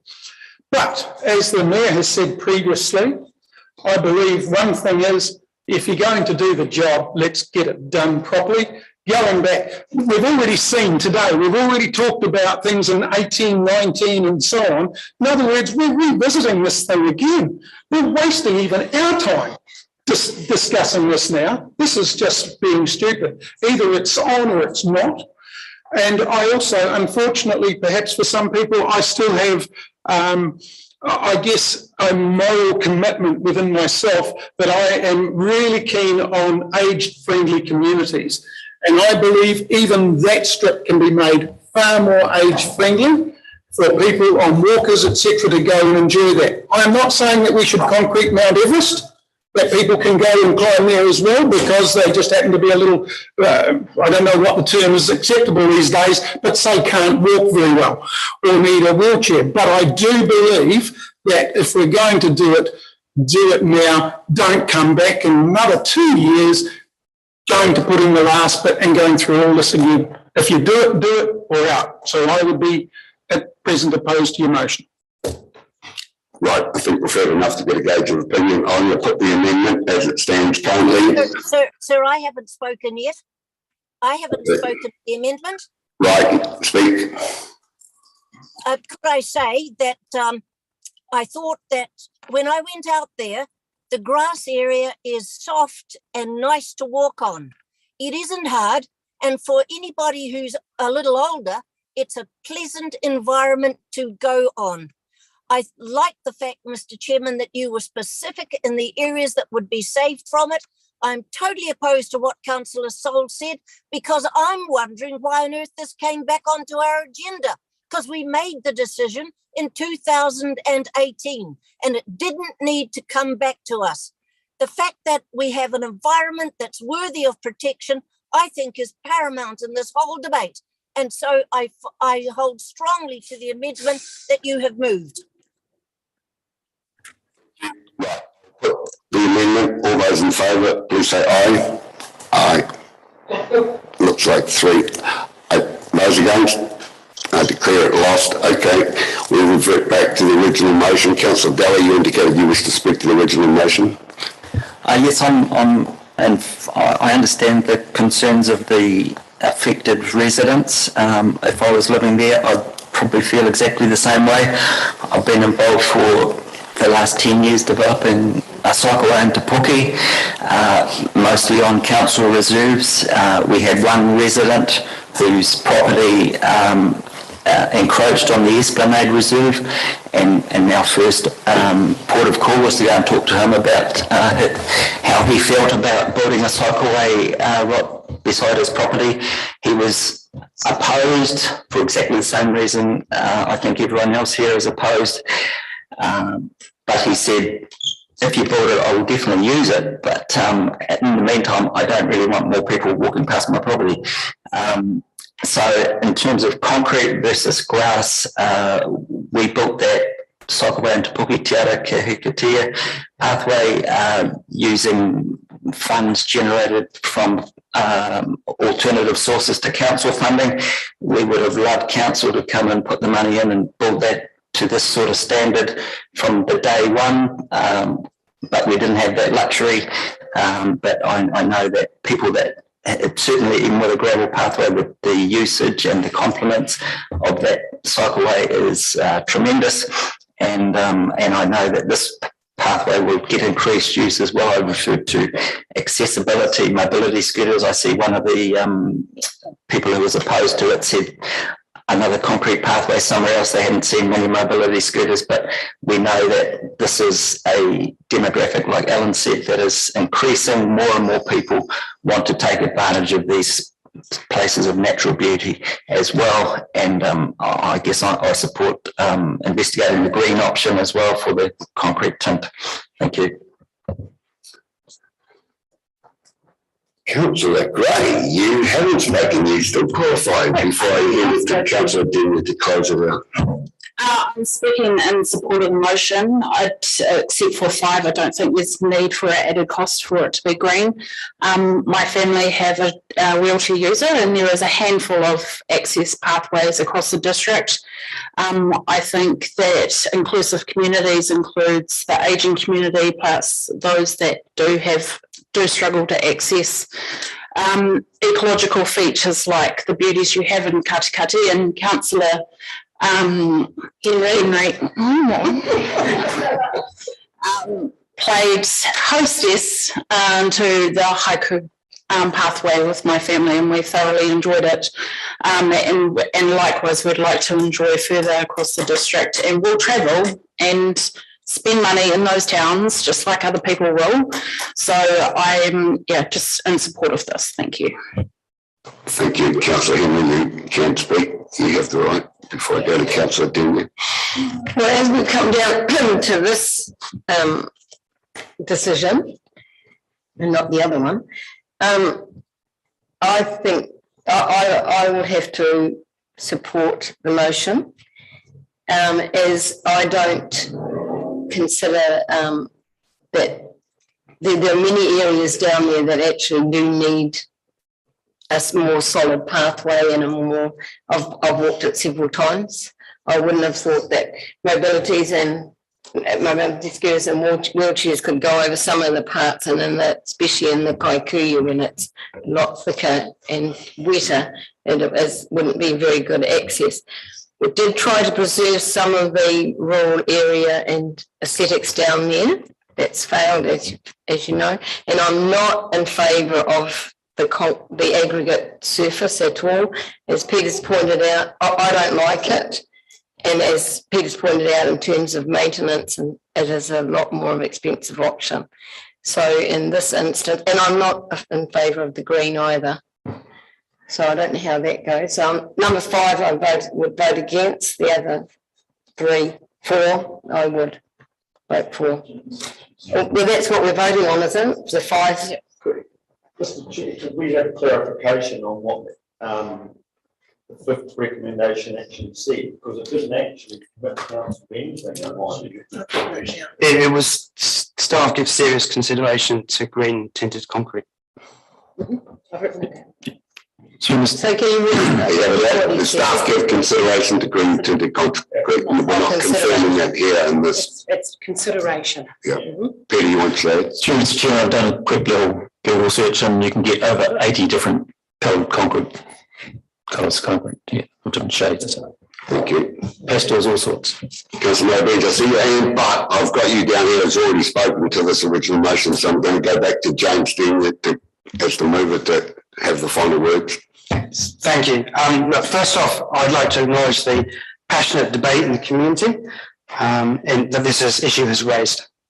There have been some outstanding and well-considered submissions, and it's clear that whatever decision we make today, there will be some disappointed members of the community.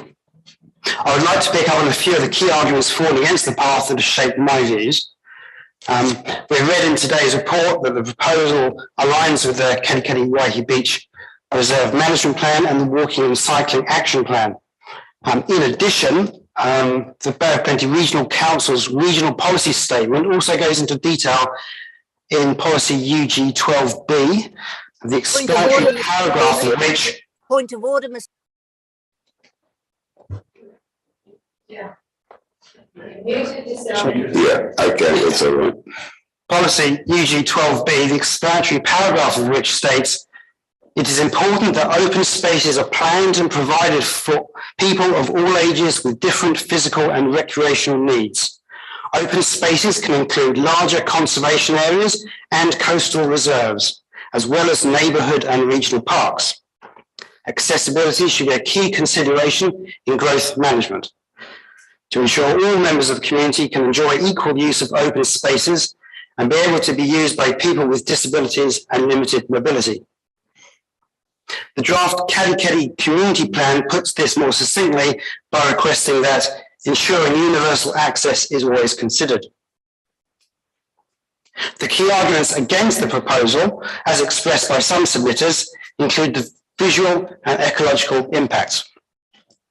In this regard, mown exotic grass lawns do not add natural character and are not an important habitat for indigenous biodiversity, although I accept they are aesthetically more pleasing than concrete.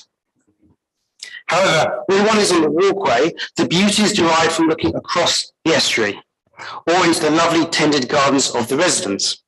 It is not to be found on the substrate one is walking on. However, I do and have moved that tinted concrete of one sort or another would be good to reduce the glare. I also consider the visual impact for residents. I want you to speak to us, not read off a script. You know our standing rules. Councillor Daly and Mud, you just have to pull me up so you can either close your computer and close out your views. Okay, so that's numbers. So the visual impact, if you are sitting in a residence house 20 metres away and there's a 2.5 metre concrete path at an eye height of 1.3 metres, that visual impact will be the same as a vertical fence 16 centimetres high. It's really not a lot. Right. I'm taking note. It's also apparent to me that using alternative materials for constructing the path will be contentious, whatever they would be. And I'm concerned that we would set up the project to fail if, for example, some combination of narrower path, gravel, and minimal use of herbicide. With a cocoon either side, it'll be overgrown in months, if not weeks. So therefore, considering everything very carefully, I'm in favour and have so moved. Thank you. Thank you, Councillor Dean. Councillors, it's been a long debate. I will put the motion as it is. It is 1, 2, 3, 4 as printed in your agenda, and the additional 5 that staff give consideration. I'll put that. All those in favour, please say aye. Aye. Those against, I declare it carried. Thank you, members of the public. You're welcome to stay further. We're going to break for morning tea. Mr. Chairman, could I call a division, please? You may, it's your person, you're right. Those who object, those who don't agree with it, please raise your hands. Don't. Yeah, it's got way up to over there. So I've got Councillor Murray being as the only representing and the other 11 support it. Thank you. Thank you, members of the public. You are welcome to stay for the meeting further on. In fact, it may be of interest if you want to stick around. EGTA are about to talk about the proposed 6 roundabouts. I can't offer you a drink or I don't know if there's some water outside there. If you want a brief 10-minute presentation, Chris and Angela are about to come back in and speak to that. But if you're not, you are welcome to stay and listen to that presentation. So what is the area? Katikati from Esdales Road to Tetney Road, the progress. I declare the meeting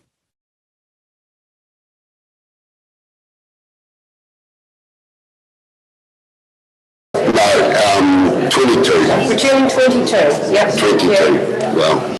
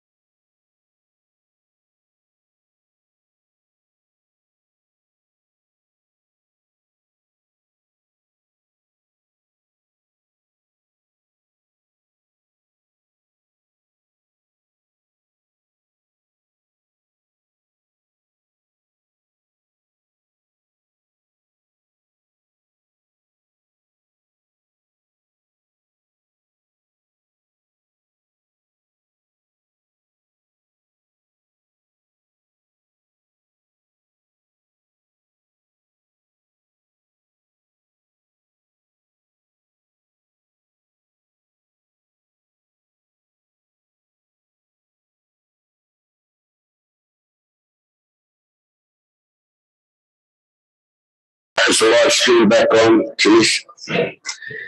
Councillors, we have the report. We have Waka guests here. Welcome, Chris. Welcome, Angela. Waihi Mokoroa safety improvements in front of us. Any further parts? And we have a presentation as well. We're just trying to figure it out. I'm here. You got all these new toys. Not used to.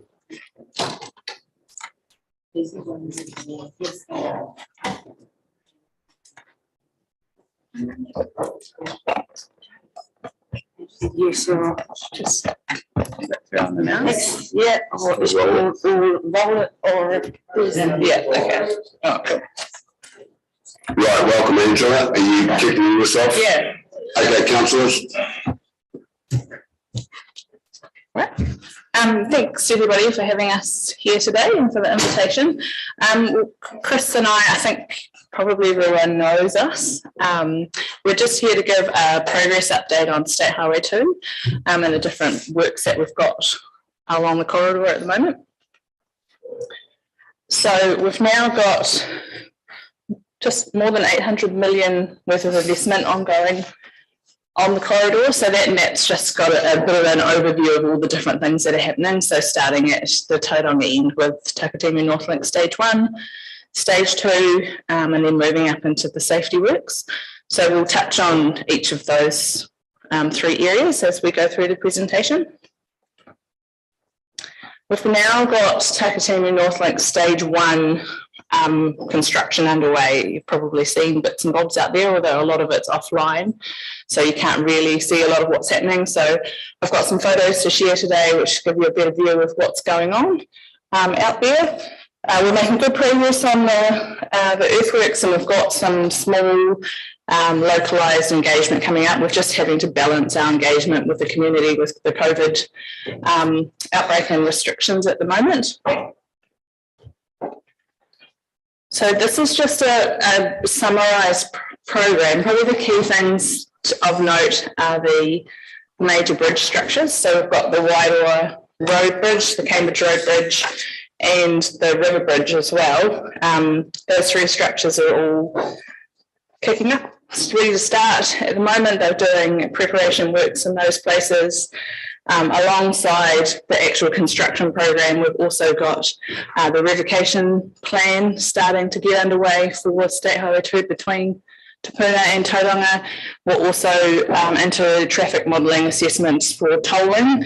There's no decision on tolling yet. This is our first step, is to do a tolling assessment. All new highways need to go through that process. And for managed lanes, so the scope of Takatimi Northlink is that 1 lane in each direction is a managed lane. What's actually going to be managed on there isn't determined yet, so it could be a combination of high occupancy vehicles, freight, public transport. So that's what the modelling assessments are underway at the moment. So we've sort of got those programs running alongside the construction of the job at the moment.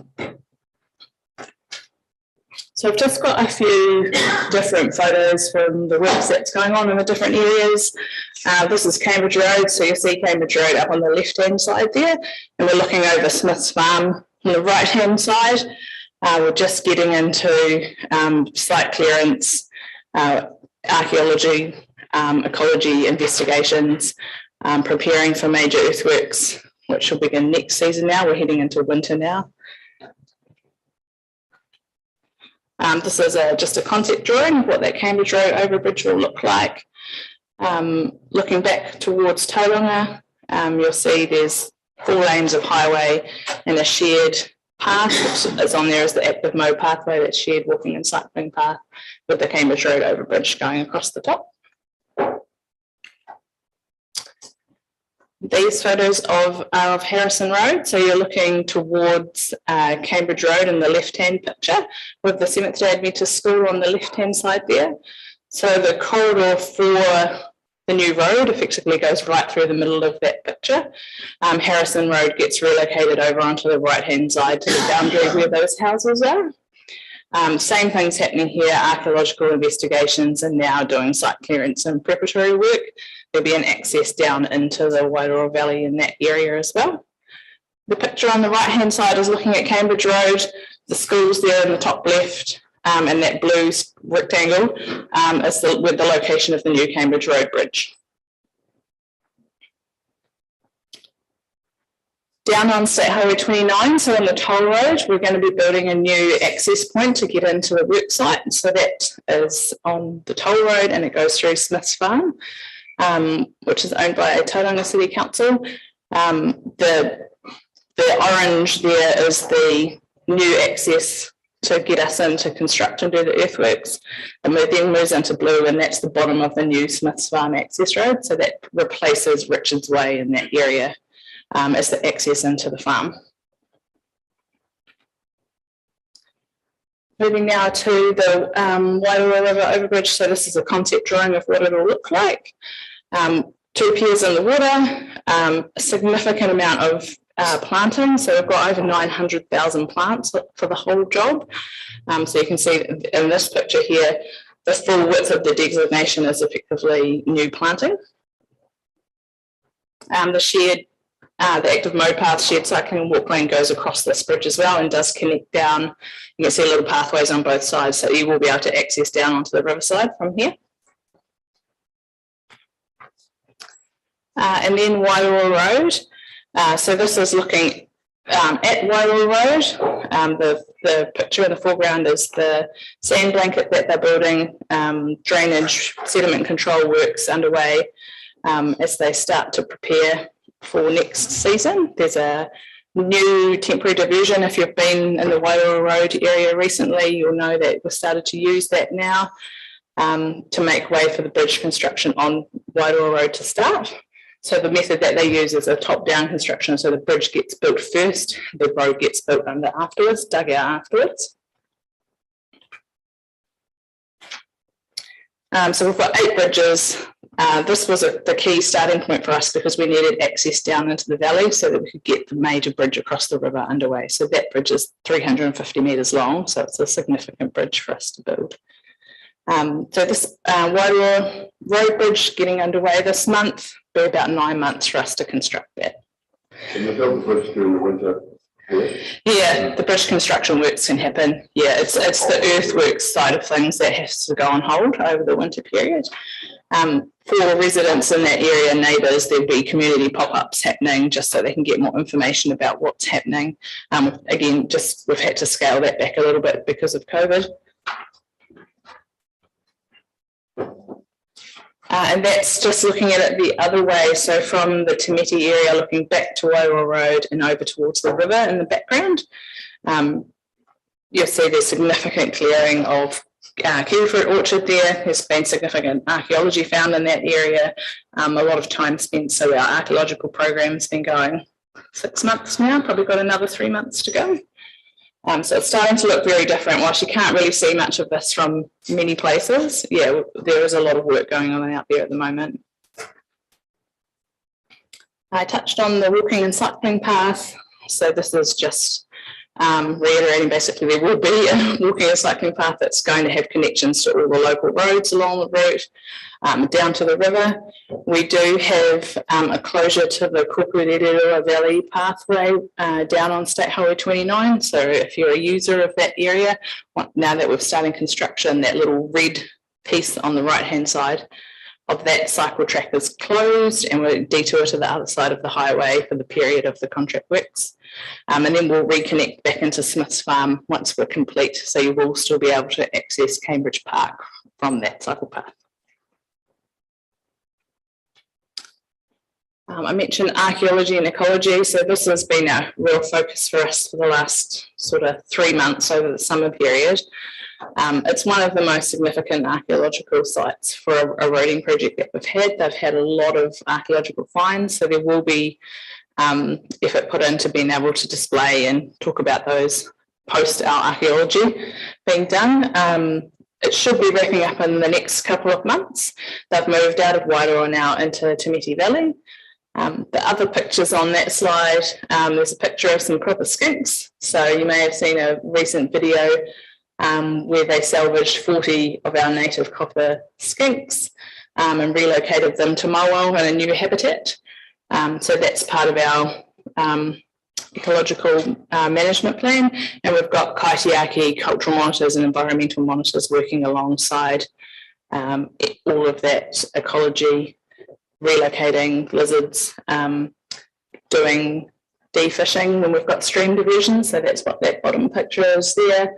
That particular stream, Kukularerua Valley, 600 fish were found in the farm drain effectively that was there beforehand and relocated. And then just some of the outcomes that are happening at the moment. We've got a number of social procurement and social and environmental outcomes that are part of our contract. So this slide just talks to some of the things that have been happening. We've got our Hapu Partnership Group to Pairangi. So there's houses that have been relocated as we've gotten into site clearance that have gone to Hapu. We've got over 700,000 of contracts now to local Māori business. There's a list up there, welding, electrical, etc.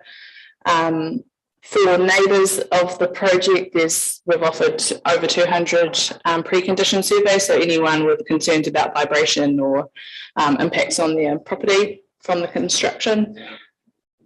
And then there's some pictures of avocados. So we've got a lot of orchard land here, so kiwi fruit gone, but then avocados more recently. The team harvested and were able to deliver to Good Neighbour 260 kilos of avocados from those trees. So just, I guess, giving a feel for the other things that happen in a roading project. It's not just all about the road. So there's a number of other outcomes that we're seeking. Grant's just got questions. Yeah, sure. Take while it's topical. Oh, yeah. Angela, just back to the archaeology and ecology presentation part.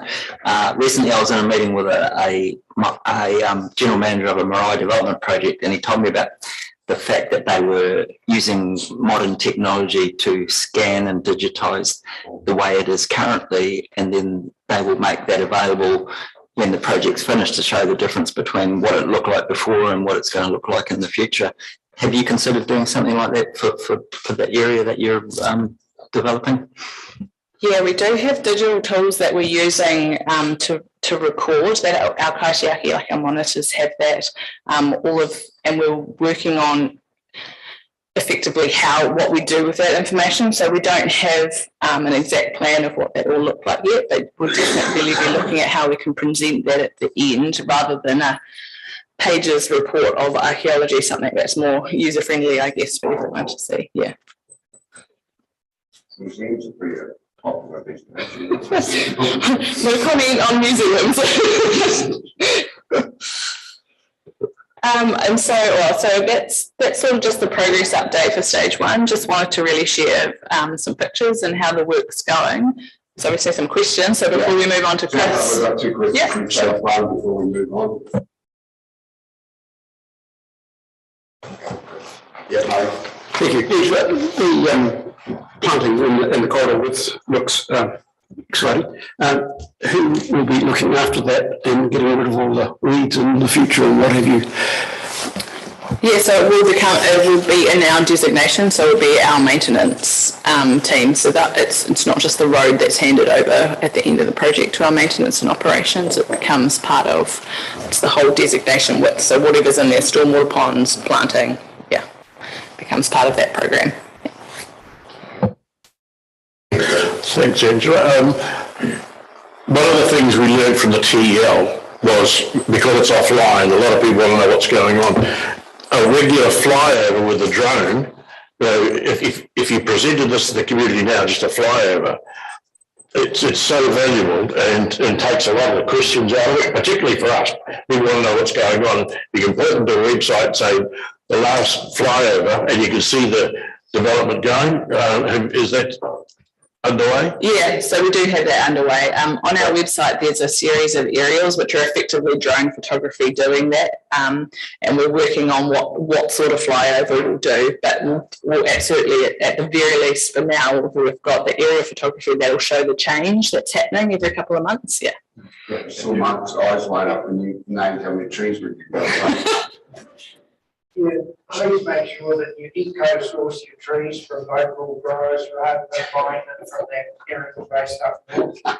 We will be, so it's all locally sourced seed and we will be growing the plants. So we've got a co-development with Te Pairangi, our happy partnership group, specifically around that, where how are we going to locally source and eco-source the seed for the plants, yeah.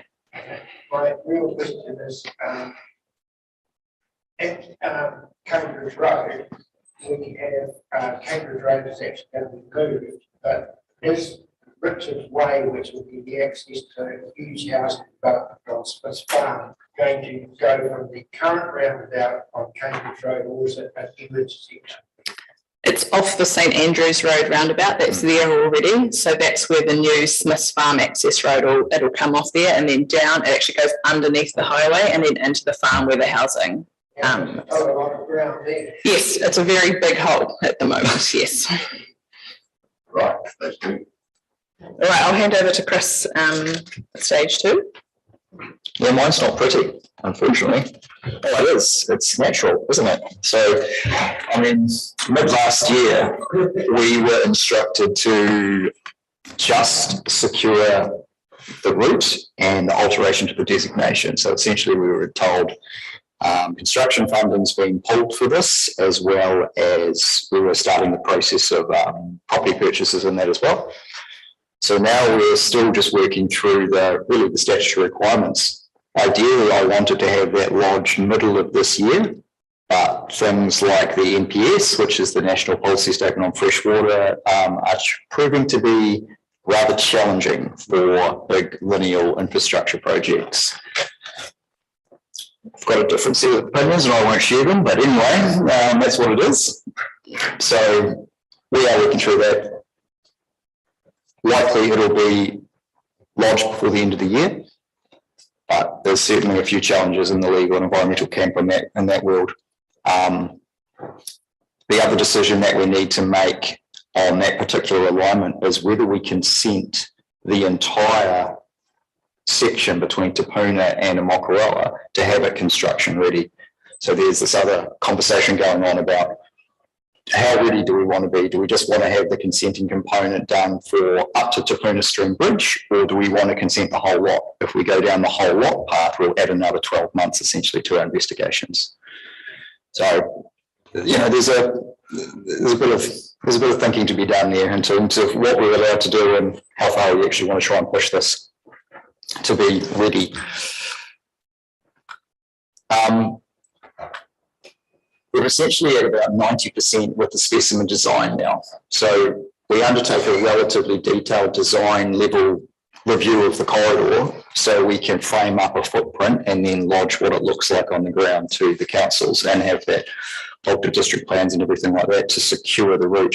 The red outline around the road you're looking at on screen is essentially what we are looking at designating. So you'll see that it's significantly larger than the road and the spaghetti junctions of some of those intersections. Now that's to take up some of those things that Andrew was pointing out in the stage 1 around ecology, offsets, just being able to actually construct something of this scale. The Amokaroa intersection, for example, is about 350 metres across. So it's not a small thing by any means. It'll be, using Amokaroa again, is about 10 or 12 metres below the existing ground level. The Barracks Plumbers Hill has about a 14 to 16 metre cut running through it under this design. So these are pretty significant chunks of earthworks that will go on. We'll probably end up shifting the better part of 2.5 million cubic metres in order to build something like this. Landscaping wise, it'll be in the million plants range. Yeah, decent scale. It's just getting the consenting for it, really. Who makes a decision, Chris, on what, on how big you make the project? Yeah.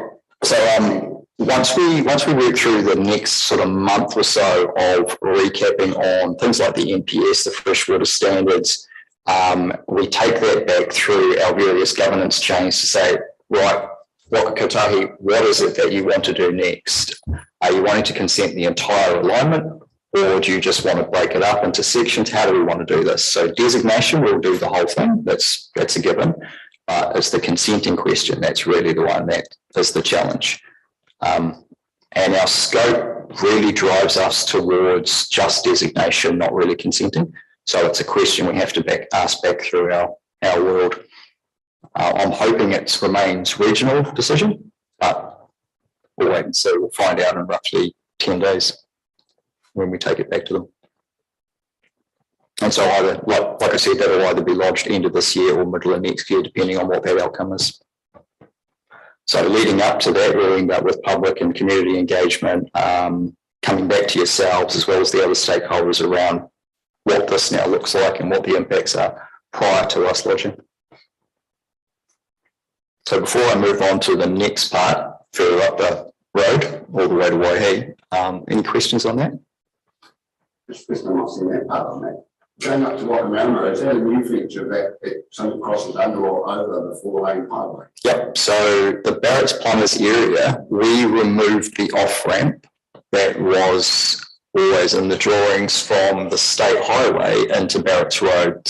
So we are now turning it into a true limited access expressway. So you'll have an intersection. Council Road, what will be given back to council? So you end up with intersections only at Mokoroa and Minden to Puna. They will be your only access points onto this. The rest of it is all local roads. Does it go under or over the state highway? That one goes over the top. Much easier to build a little bridge than a big bridge. And you sort of use the geography where you can as well, because the local road standards for how curvy you can make the roads are a lot easier to deal with than the highway standards. So is this public information from now on? Not really. Yeah. Well, people watching online. Exactly. So it's. I mean, it is what it is. I mean, you can find these things online, but it's conceptual. Yeah. I asked that question on my speaker also. So, okay, you may as well know before we head to this house, right? Grant, you've got one. Just before I ask the question, are council's interim plans public knowledge? What do you mean, council's interim plans? For a small roundabout proposal instead of an interchange. Oh, Mokoroa, yes. Okay, so those two roundabouts on the Mokoroa side there, are they in the same place that has been proposed for council's? No. So the interim solution for the roundabout that you're looking at through Kaingaroa and us is essentially sits at grade.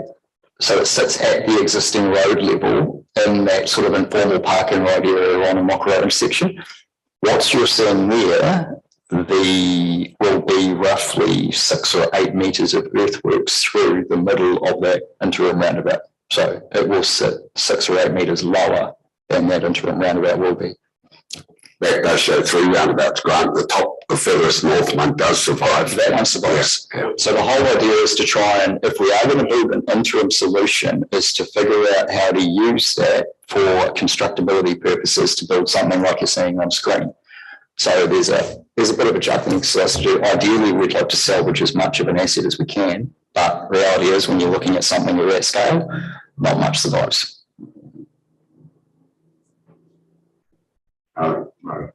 So if I understand you correctly, Chris, then you're saying that the overbridge there is 6 metres lower and then the road is lower again. No, so the 4 lanes that goes underneath is about 6 or 8 metres lower than the existing road now. The overbridge will tie into Old Youngson Road level with roughly that informal park and ride on a Mokoroa Road at the moment.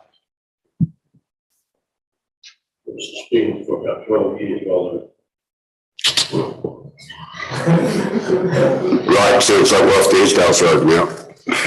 Yep.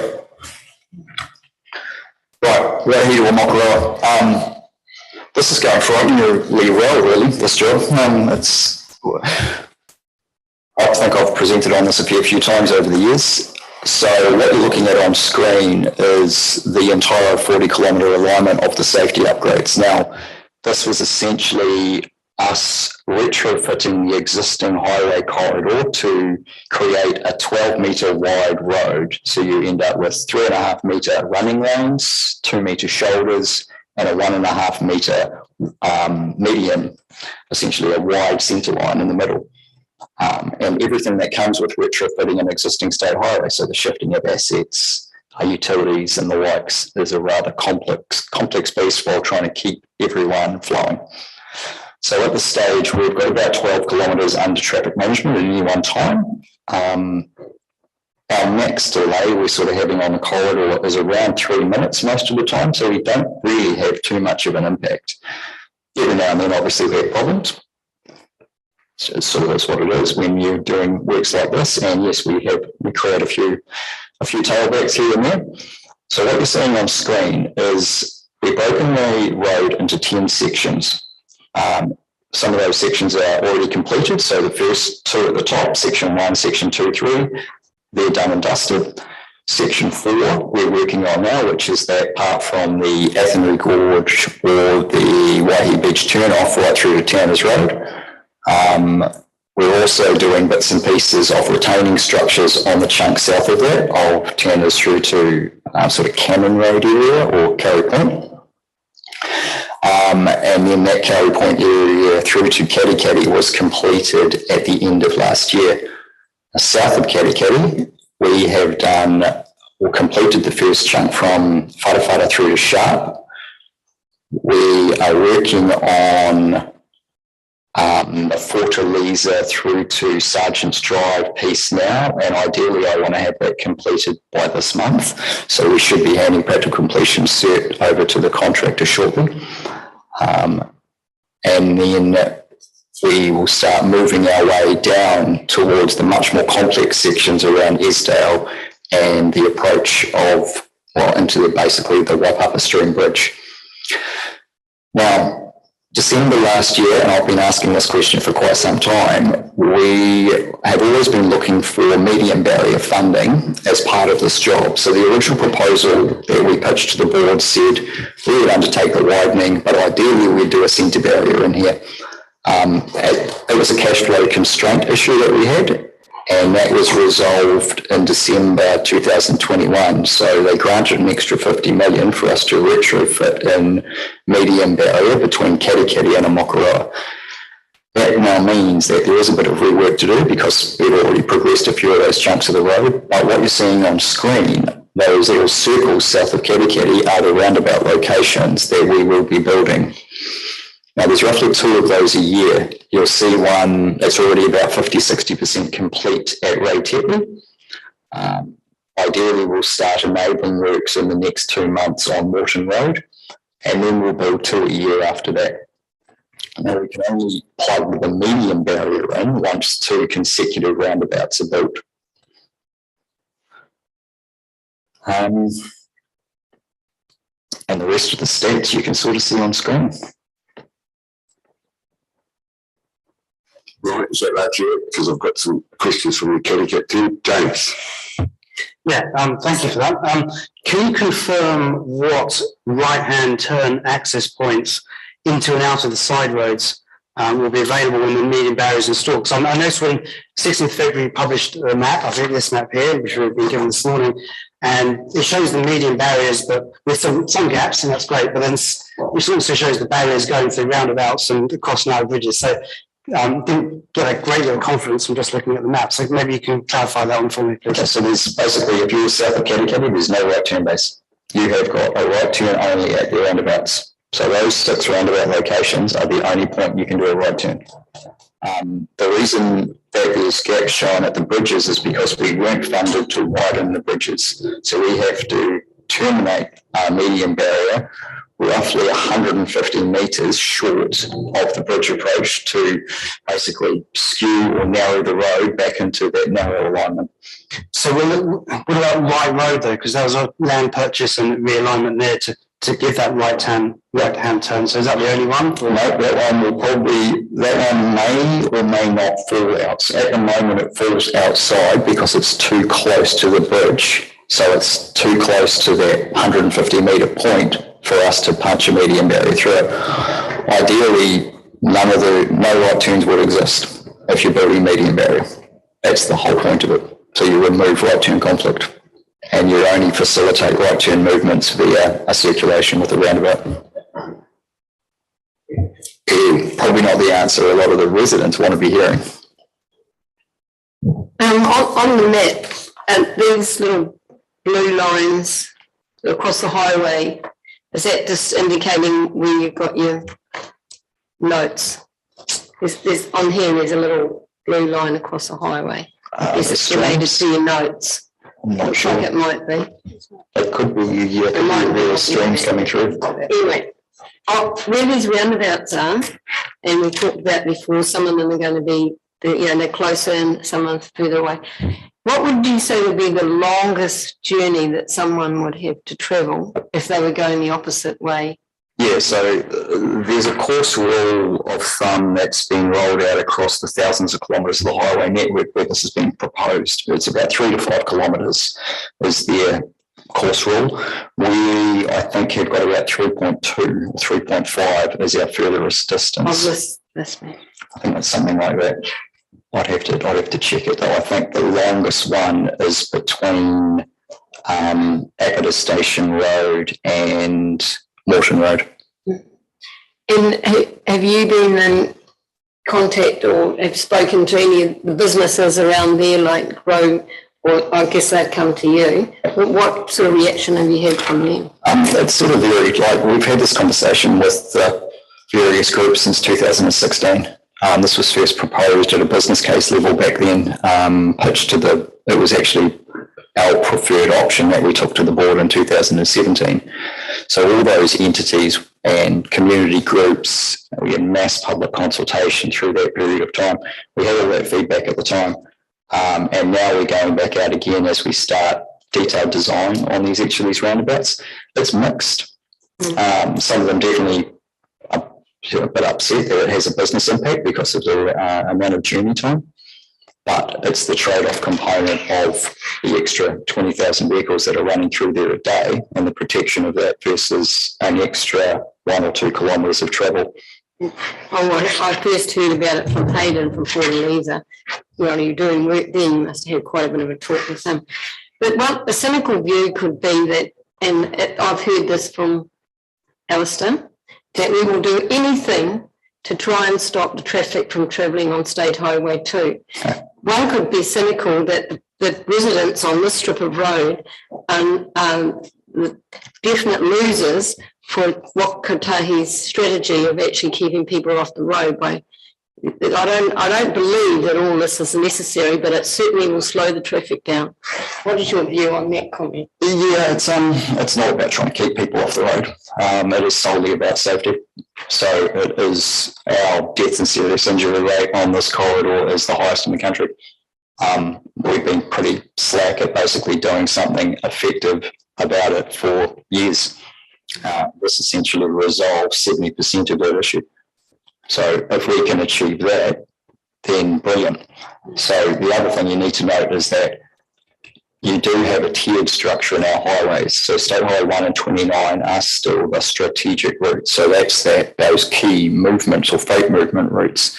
Yes, there's still a huge amount of freight that runs up and down what's a regional strategic route on State Highway 2. But that's not going to be grossly affected, I should say, by something like this. They'll still have to go that way, is that what you said? Yeah, they will definitely still go this way. Most of those movements through on the freight community that use that route don't come from the likes of Auckland. So the Auckland and beyond traffic, most of them already use 129. Most of this is local journeys, either developed from the Coromandel or in the area. It's really hard to reconcile that when you're trying to do a guided tour through the streets of Katikati when you have 3 sets of trucks, one after another, with trailers on, going, this didn't come from Auckland? It doesn't. Except for those 600 containers a day going past my front door at the moment. So you've only got about 20, I think, can't remember the actual stat, just over 20% of the heavies come outside of that sort of corridor. The rest of it is all general and up and down that area. Right, I've got a couple of questions over here. Just before I do, just to fully clarify Waimea South Road and Tuna, they guys have no right turn at all there. So in the event of an accident, the old bypass and that's sealed off. If the centre barrier goes up, you can only work in that half path corridor. That's right. But the medium barrier seeming it's a wire rope, you can quite simply pull it off. So 3 people can lift that off the hinge and it falls over. I thought you meant lift the car, that's beautiful. Oh, you can do that too if you want. Big people, yeah. Just simple curiosity, what does the acronym DBE stand for? Yes, yeah, that shouldn't be in there. So that's basically that was the estimate that was used at the time when we got funding. So essentially what you're seeing at 100% or more than 100%. So when we originally got the funding, we pitched it at a feasibility level to say, we can achieve this, what would you like to invest in it? And we gave them a set of stats of how many kilometres of barrier or how many square metres of new seal we would build. Essentially, now that we're doing the detailed design, because it's sort of like a semi-design and construct contract, we're doing much more for the same price. So we're going back to them saying, well, we're actually achieving a hell of a lot more than we set out to be achieving. Yeah, it shouldn't be there. Sorry. Right, councillors. Chris and Angela, what are you doing for lunch? Because I'm about to invite you. Oh, you've still got a bit more to do? Because I was going to invite you to join us for lunch, because I've got Aaron sitting here. We've got an agenda item at Tipuna Springs to resolve before lunch in his valuable time. And yeah, we're going to change to them. I know there's questions. I'll take a couple more, but have you got time to stay for lunch with us? Or you don't want to answer the other questions? No, we're happy to stay and answer questions. The councillors, you can weigh up now if you want to do it now, or you want to sit beside them at lunch. Right, Matt, Dean. What criteria are you using for prioritising these 6 roundabouts? Is it 3 traffic flows? And if so, why didn't Royal come into the criteria? So Amokoroa is outside scope. It does not sit in the Waihi to Amokoroa, even though it's called that project. So Amokoroa falls inside Takatimu. So there's another whole, and I've had this conversation for probably 10 years, there's another project called Amokoroa through to Tipuna, which is looking at that interim safety upgrades to the existing highway while we are undertaking the designation work and that bigger work on the 4-lane expressway. So we're back looking at can or do we want to invest in retrofitting something on that existing highway? One of those components is, do we do an interim roundabout at Amokoroa? So that sort of ties in with the kind of conversation, your application. They're all sort of piggybacking together to see which one goes first. Right, any other further ones? No, if not, thank you very much, Tim. Stick around. You're welcome. I'm sure there's some lunch here because we've got a couple of councillors not here today. You can eat their lunch. Right, I'm then moving a second and change the agenda yet again. I've got Councillor Henry Niawera. We just need to receive the. Oh, sorry, I need to use those to receive the report from Councillor Henry Niawera and look to the other side to change the order. Councillor Dean, Councillor Granger. I put both of those all in favour, please say aye. I don't know if I can do that, but I just did it. Okay. Welcome to the chamber. The agenda to bring the Tipuna Springs in, so let you get on with your afternoon. We've lost a bit of traction time here somewhere along the line, but anyway. We can actually take it as read with Mayor Webber's colleagues here as well. So page 94, councillors, we've leapt forward there, we've leapt over all the James has been waiting online. I hope he's working hard at home. And yeah, Aaron, do you want to come up the front there just in case? Welcome, Aaron. Aaron's acting on behalf of the Tipuna Springs application. He's here to answer any questions if councillors have any there. Yes, good afternoon, councillors. I'd like to introduce Michael, who's the managing director.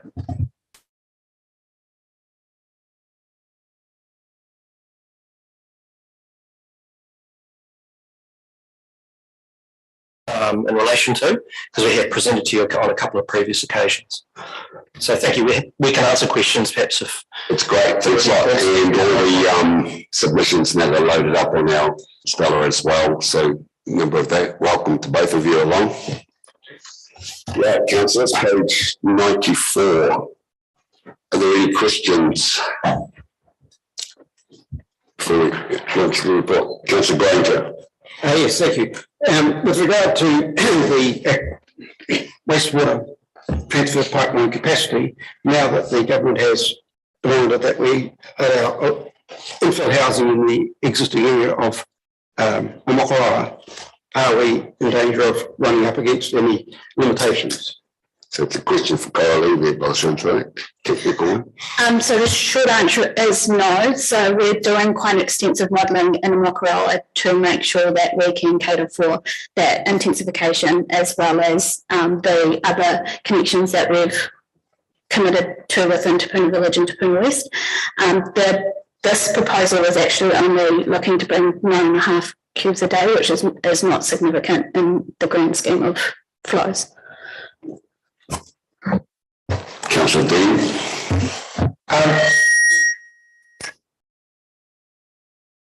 The Te Puna Hall is actually in this area that we're talking about. Are they going to be connected to this system as well?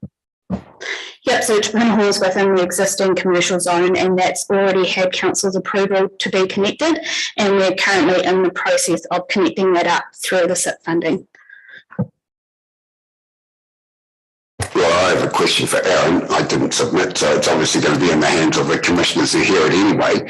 But do you see any need to tag anything about potential long-term users of the sites that the SIPMAC will ultimately develop about water quantity beyond just flushing toilets and washing hands and that? Because it's a plan change, we haven't confirmed all of the long-term uses. But there are a number of existing uses on adjacent sites. For example, there's a fairly significant cafe across the road. So I would imagine that the applicant is not wishing to kind of replicate some of those existing uses. But I'm happy to let Annalise talk to you about the sorts of kind of activities that they have been looking at, if that's of some assistance. Yes, she's happy to. Hi. Welcome. So absolutely, I'm happy to tell you sort of where we're at. We have been approached by a large New Zealand retailer to go into our site. Where our drive comes down, which is the main entrance that you can see on your map up there, they are looking at taking the entire right-hand side of our site. So within that, they want to be quite green. Being environmentally friendly is really important to them. So that will they're looking to replicate that kind of model across the entire site with any tenants. That's quite important to us. This is a sustainable development. This is the longevity of our family and our future. We don't want something that we're going to have to pull down and redo in 20 years or make the community uncomfortable. That's really not our aim of the game.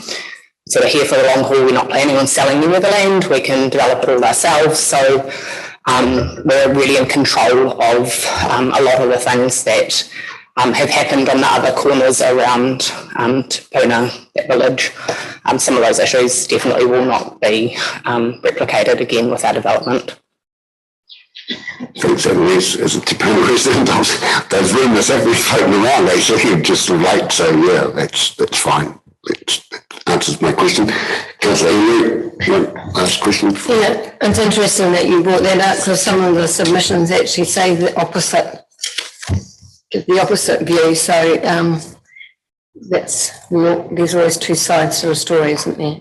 I have something else. Do you want to comment on that? I do. As you're all aware, the Te Puna community is quite vocal about things. My father also was a very vocal person, and he did rub a lot of people up the wrong way. Hand on heart, I can own that. He's the top man. Yeah, but he Rex did a lot of good in that community. However, his reputation for some parts of that community wasn't so great. We definitely have been trying our hardest to work with the community. We have had significant engagement with the community. They seem to have a very short memory of some of that. But we were trying to address the things that were, when we went to you guys put the consultation out with the community, what the community wanted. That is what we're trying to achieve. And the other thing, there's two more things. The other thing that I saw in the submission was that there was a submission from the Hapu Iwi, that they requested that you did not use the. Councillor Ely, I think some of these should be left to that process. That's a legal process with the commissioners were here, and I think it's more appropriate to do it then. Yeah, certainly the application's here. This is, today we're just addressing the access to the wastewater access for them. So really they've just come in as they're good. They don't have to really answer any details now. Can I just get clarification with staff then on something that we've already been through? And that's, there are other applicants who have been in contact that have not been connected to the Omokaroa pipeline. And the answer that they were given that there was not capacity. So how can I reconcile with them that there is now capacity? I can answer that with bullet 3 states that if plan change 93 goes, they will have the commercial zoning that the other 4 blobs of the corner currently have. It will just be slightly enlarged on 1 quarter. So you can reconcile it that we've treated everyone with a commercial zoning exactly the same. The other applicant in the past have been rural zoned land that we've turned down. So does that answer your question? I've jumped in and answered. Yeah. Okay, councillors, I'll turn your attention to page. Oh, sorry, Graham, you've got a question. Sorry, just a very quick question. The large retailer that wants to occupy that site you talked about, were you going to retain ownership or sell it? That's a bit personal, that you have to answer that if you like. You didn't talk about retaining the land. So I'm happy to answer that. I am also in a position where confidentially I can tell you who that is, which might help this discussion. Yeah, I don't know if there's no confidentiality, it's live stream, we don't know who's watching at the moment, so it's up to you. You can do whatever you like. You don't have to answer that question though if you like. So we are retaining the site, it is a long-term lease, and we are working with them on that. We are retaining the entire property. Well, thanks for your honest approach to the whole thing, not that was up for grabs. Right, councillors, you've got recommendations 1, 2, 3, and 4 or 5, page 96. Oh, sorry, 90, 74, 94. So pretty much it's approve it or disapprove it. Do I have a mover? I do. Deputy Mayor Scrimmager moves it. Second, 1, 2, 3, 4. Second by Mayor Ritter. Those wish to speak to this. It's pretty straightforward, but Deputy Mayor, they elevated him up a bit. The Mayor wishes to speak. I fully support this because I think it's common sense. However, I think we as a fully support where we're going. However, I think we as a council need to work out how much common sense we have got left so that we don't keep on extending and we end up with the Taputa commercial zone which starts at Waihi Beach and finishes over Marakau. You know, we've got to say enough's enough. And hopefully this is the last little bit we nibble away at because our credibility is on the line with the wider community where a lot of people want to connect and we've said, oh, we're up against it. But every fortnight we go another nibble. So I support where we're going, but I think it's time this council said enough's enough for the Taputa commercial zone. Thank you.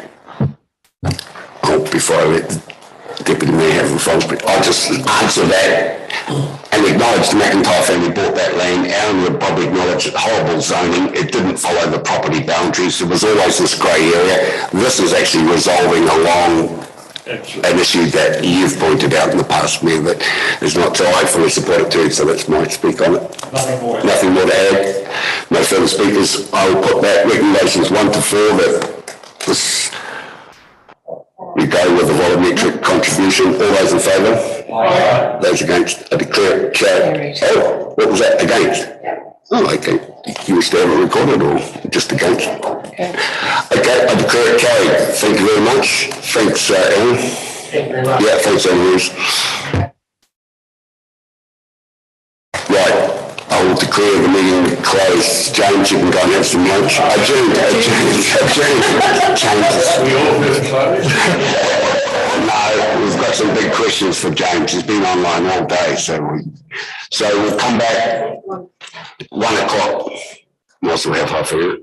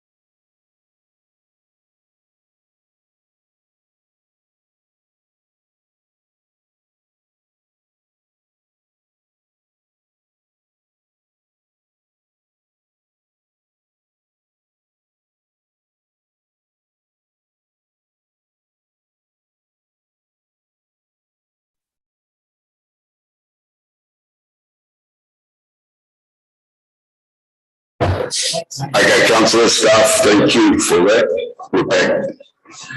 Page 16, financial performance and monitoring update.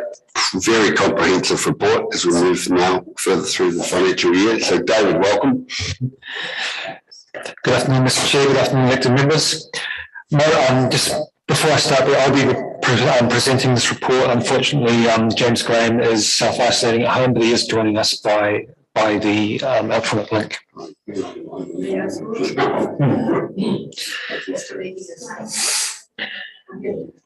So, welcome, James. Thank you. Close contact, family contact. So that's the good news. Bad news, I'm stuck at home. Don't get on your bike and ride up our road.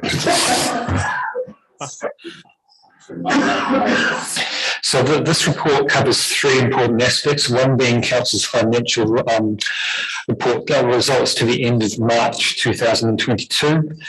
It also covers the growth monitoring statistics to the end of March 22.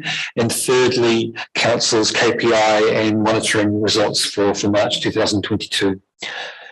So I'll run through the key aspects of the reports, and you're welcome to ask questions as we go through. So to start with financials, operating revenue is 280,000 above year-to-date budget. That's primarily driven through subsidies. So last financial year, we received money from central government, CIP money, and that was tagged to the achievement of specific council projects. We couldn't call that revenue at the time because we hadn't done the work that money was tagged to. We had done enough of those capital projects to classify that money as revenue, so that's why subsidies have increased to the end of March. Probably the other aspect of operating revenue is around water by meter, which is slightly behind where the budget is year to date, primarily through the Western Supply Zone. So the billing year to date for the Western Supply Zone includes the period where Auckland was locked down through various COVID lockdowns. We weren't able to drive to set holiday homes or batches in the likes of Waihi or in the Western Supply Zone, and the water consumption in there is lower, which results in the lower billing. Looking at Council's operating expenditure, we are significantly underspent year to date, both in our operational projects and in our operating expenses. And you'll see that keenly in the personnel line. It's very hard to attract staff. It's very hard to fill some of those vacant roles. And at the end of March, we were reasonably underspent compared to budget. We are expecting to be underspent for the full year. Capital expenditures, we've talked about in the past. We told Gary's team are looking at targeting a 70% completion of our capital program. Various challenges in getting some of that work done, especially with some resource constraints, both internally and with some of our suppliers. But we are working through to deliver as much of that as we can. In terms of Council's treasury, we were in compliance with all of our treasury ratios to the end of March. Probably the key thing to note there is that we, at the time this report was written, we had a $10 million debt maturity with a major bank that we've had for a long time, with attracting a very high interest rate.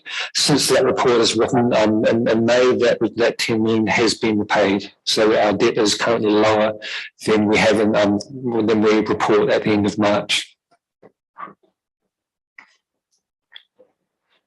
Moving on to the growth monitoring, so the growth monitoring statistics. You'll see a link here between this report and a section of my report around financial contributions.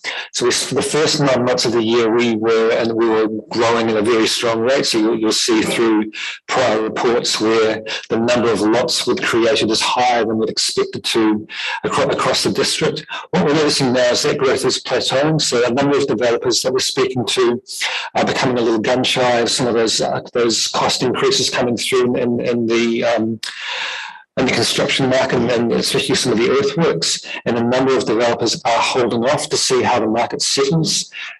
So the number of lots we're creating is slowing down, and we're expecting that to continue to slow through the rest of this financial year. we will see an impact on our financial contribution revenue as a natural consequence of that. Yeah, Robert's just got a question followed by James. I'm not too sure where it should be addressed to, because Rachel only stopped. Sorry, my question is around the point you're just making about it's slowed down. But if we look at Cole Road in Namakarawa, which 2 months ago was kiwi fruit orchards and now is brown dirt, the developers have an anticipation that's going to go into housing sometime very quickly. Where does that, you know, we haven't signed off the structure plan, so those people are doing their works. Where does that sit in our sort of resource consent planning and that sort of thing? Are they working on a regional plan, or are they? So in terms of the resource consent planning, they are anticipating the plan change, and they were anticipating that the major impediment being the intersection with the state highway was going to be resolved somehow. So they're anticipating that. Rachel's team has regular meetings, a developers meeting with the key main developers there, and they work through that. So in terms of what David's presented on with the financial contribution, some of it just around to timing. So we may be behind this year.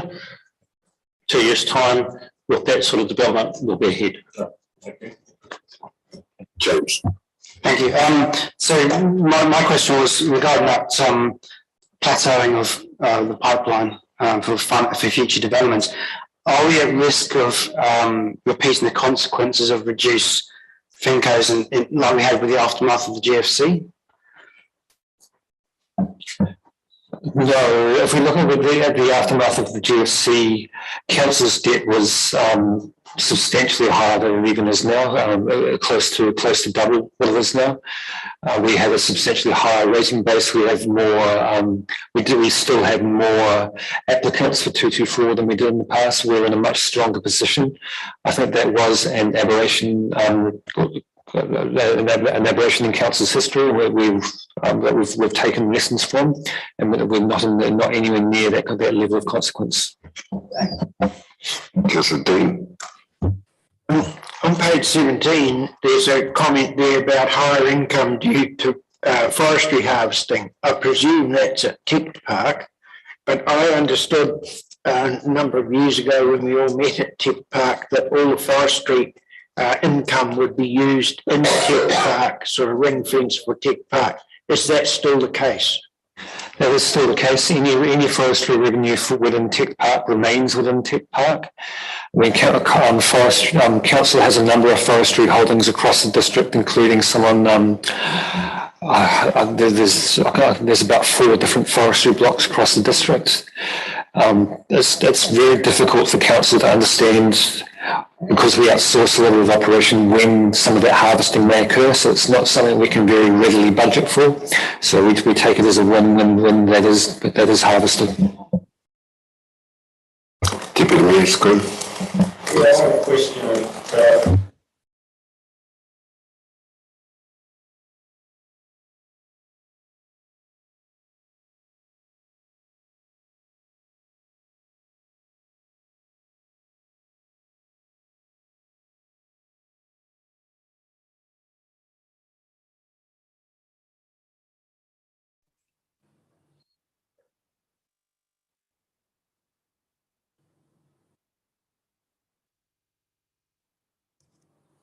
We can come back to staff looking that up. I was looking that up at the moment.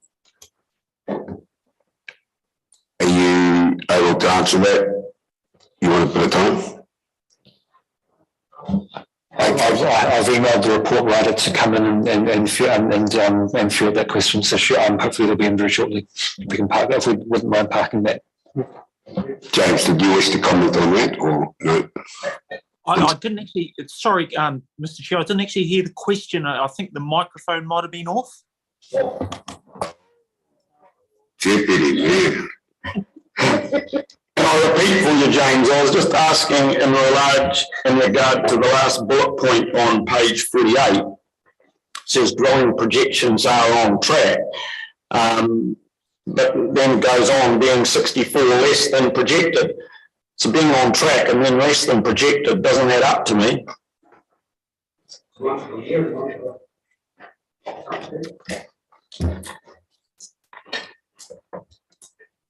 Yeah, we'll need to come back to you on that one.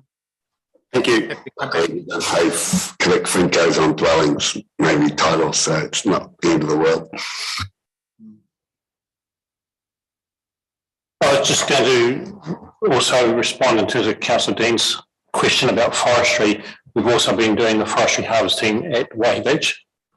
So, and that income is being ring fenced, has been spent back into that reserve in terms of the replanting program and also the track development.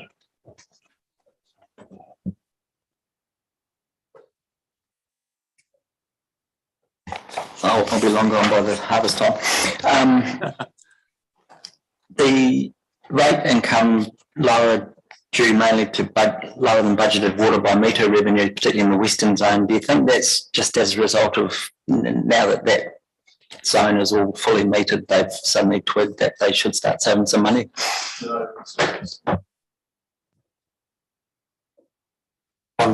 That's linked to the billing period for that for the period we're looking at included the extended lockdown for Auckland, where a lot of secondary dwellings in Waihi Beach, for example, weren't able to be used because the owners were being locked down.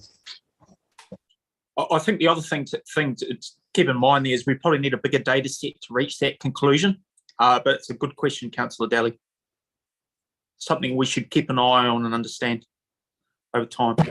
And if you recall, we also had a conserve water message and restricted hosing over the summer period, so that would have also reduced the water demand. Although we did have that the year before as well. And the Deputy Mayor would agree with me that it rained at regular times in the areas, so the horticultural growers wouldn't have been tapping into the water supply at all. I certainly didn't this year. Yeah, just to round off the report, the last aspect of my covering report includes Council's key performance indicators and monitoring how we're tracking with various projects. And if there's questions on specifics within that report, once Oliver's back in the room, we're happy to take questions on that report as well.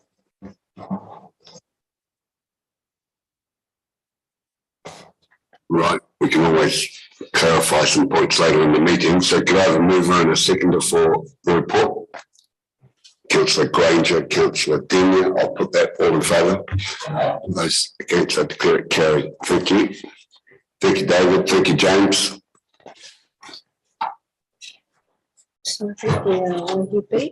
Coralie, Asset and Capital Manager. Which one we do? Are we here? Oh, the three waters, yes. Most of the sectors already. Only a few, and it's only half of it. So just there's a 2 minutes on this. This button more important than that right here. Yeah. Yep. Welcome, Coralie.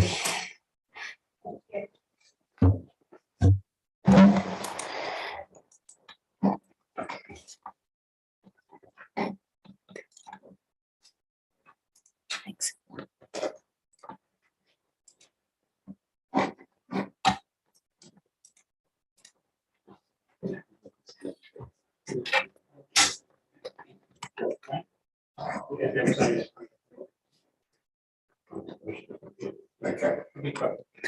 Yeah, I promise I'll be quick. So yes, I'm just basically going to give, it's almost like a wrap-up presentation of our CIP funding. There is elements to this presentation that some of the elected members may have been seen before, but I'll try to just cover the key high points, and then there's a little bit more around some of the other projects that we've delivered through the CIP funding. So most people know that we received $6.9 million to support infrastructure within our community. Western Bay's approach was really about investing in projects that would have a lasting difference to our communities and have a real impact on people's lives.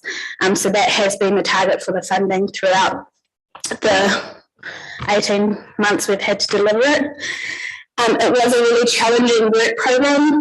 We had originally the deadline was March 2022. Because of COVID, CIP did extend the timeframe up to the end of June. We had to, with that, show that there were some linkages towards COVID delaying projects, and the biggest issues we've had really has been around the supply chain, not having materials available for us to be able to deliver. As we did it we run through the projects in quite a flexible work program. So we had a number of projects progressing at the same time. So if there was any reason that we thought a project would get delayed or wouldn't be able to happen, we could pull out that project and plug in another one to make sure that we did spend the full amount. A big part of the work program was around supporting infrastructure for Marae. Originally, it was a lot more focused on wastewater, but through engagement with the wastewater side of things, we did then start to bring in some water supply improvements, which we've managed to implement quite quickly. So overall, we spent half of their funding, $3.4 million, on supporting infrastructure at Marae. 12 Marae received upgrades and 4 Marae are now connected to Council's wastewater, whereas previously Council had no Marae connected. So this is, and having said that, some of these Marae we've been working with since 2005, trying to encourage connection. So this funding has really made a significant difference in sort of getting them across the line and getting them connected and getting good, healthy living conditions for some of these houses. So quite a good outcome. It's been strong relationships have been pivotal in being able to deliver these projects. So we worked with our existing contractors where we could. We have some very good contractors in our communities that were able to quickly respond for us. So that's been very good. We've also worked in partnership with Marae, the Marae OSET project. We had a number of different consultants and quite a well-rounded team that have been able to deliver this through iwi engagement, consultants for the designing and working with regional council as well. Regional council have worked closely with us in processing resource consents really quickly to enable us to do the upgrade works that we had to do. A big turning point in the project was the multiple PAN policy review that Council did a while ago. So we were getting quite a lot of the assistance from Marae connecting to Council's wastewater system because of the long-term costs. When Council made that decision to reduce the multiple PAN charges for Marae's and halls, that was a real turning point in the project and enabling those Marae's to start to connect up. So overall, this map's just kind of a high level. It's included in your report as well. So this is West and Central. All Marae have had some form of upgrade to the OSET system or a wastewater connection, with the exception of Otafifi. Otafifi, the challenge there has been around engaging with the Marae and getting sign-off. They've gone through quite a number of changes within their trustees, which has meant that we haven't been able to get them to commit to the project in time. So we're continuing to work with them. It doesn't mean we're not going to stop working with them, trying to encourage them to connect. It just may mean that there will need to be a review of the funding in the future if they will want to connect. And then out east, we've had, again, we now have either all completely compliant systems or a connection to Council's wastewater system, with the exception of Haraki and so there's 2 Marae's out there. It's in the report that didn't receive an upgrade simply due to lack of not getting the engagement with the Marae. I'll quickly run through these slides just to highlight some of the differences it's made. So Tawhatinui was the first one off the banks. They were in the process of upgrading their Marae themselves, so then we came in and did the upgrade. So that was a real quick and easy one and really set the scene for how the future Marae OC upgrades would go. Matakana Island, so this one of the Marae out there had plans to build a building but could not build their building because they did not have a wastewater system and they could not afford to build a wastewater system. So by us coming in and being able to build that for them, they now can progress with their plans to actually develop that marae. We had three marae in Te Puna. We gave these marae the option of either connecting to Council's transfer pipeline or upgrading the OSET system. Tuturanga is the only one that chose to connect to Council's wastewater system. That's now done and dusted, and they're connected and their flows are flowing through the Mokoroa transfer pipeline. Makahae Marae, similar to Te Awhatinui, was in the process of doing some upgrades to their marae and putting in a toilet block. They were the first marae in our district to connect up and really responded quite quickly and quite positively to the work that we're doing. And then Te Riri Atukahia is the marae that I sort of mentioned. We've been working with them since at least 2005, trying to get both the marae and the properties out there connected.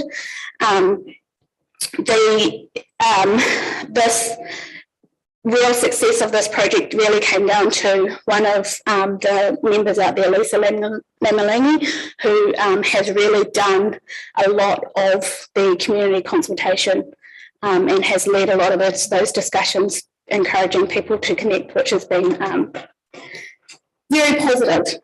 And while we were out there, we had a conversation. Lisa raised with us the issue of the water supply. A number of properties down the bottom were washing in streams, didn't have any access to clean drinking water. So while we had some savings within the CIP funding, we were able to go and connect those houses up. So there's about 41 properties there. And I just as an added bonus, if it can be called that, but there has been 2 fires put out since that water main was 4 fires put out since that water main's been installed. So that in alone is good.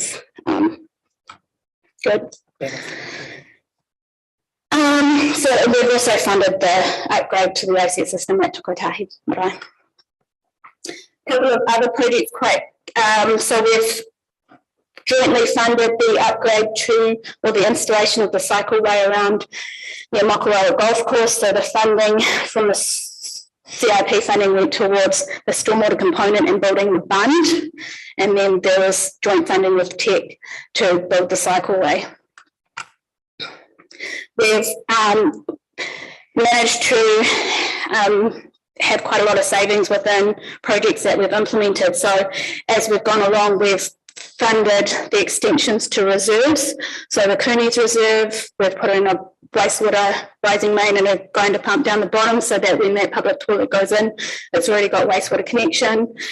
We're in the process for the men's shed of installing the wastewater and water connections for that in Broadlands Block in Waihi Beach. We've installed the wastewater system ready to install a wastewater system at Moore Park when the new sports pavilion goes in there. We've done an extension at Emerson Road to enable the connection of a future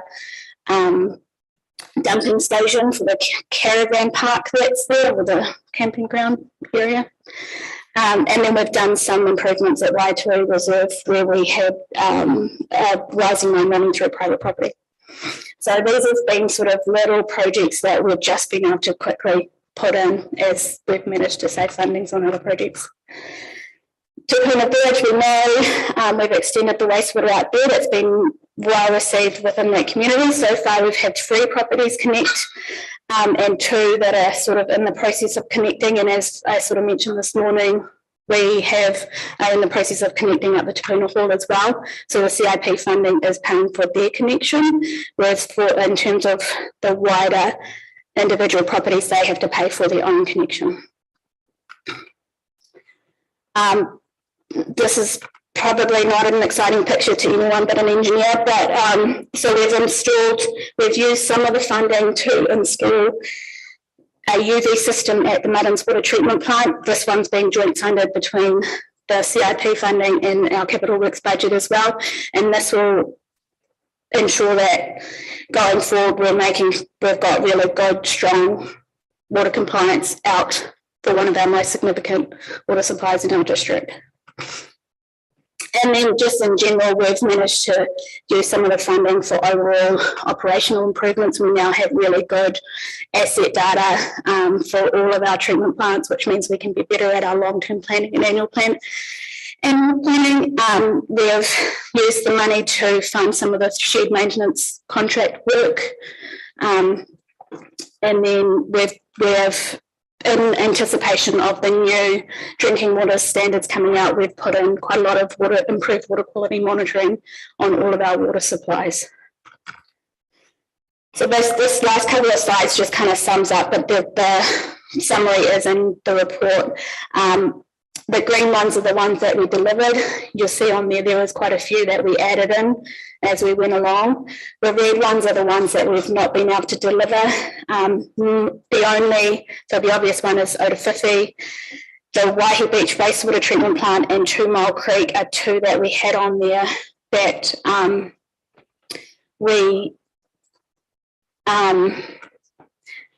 we're kind of like, if we don't spend the money, or if, for example, 2 Mile Creek was on there and the chance that the tenders came in over what the budget was, that didn't happen. So we didn't need to use that CIP funding. So we were able to reallocate that money to some of the other projects that we delivered.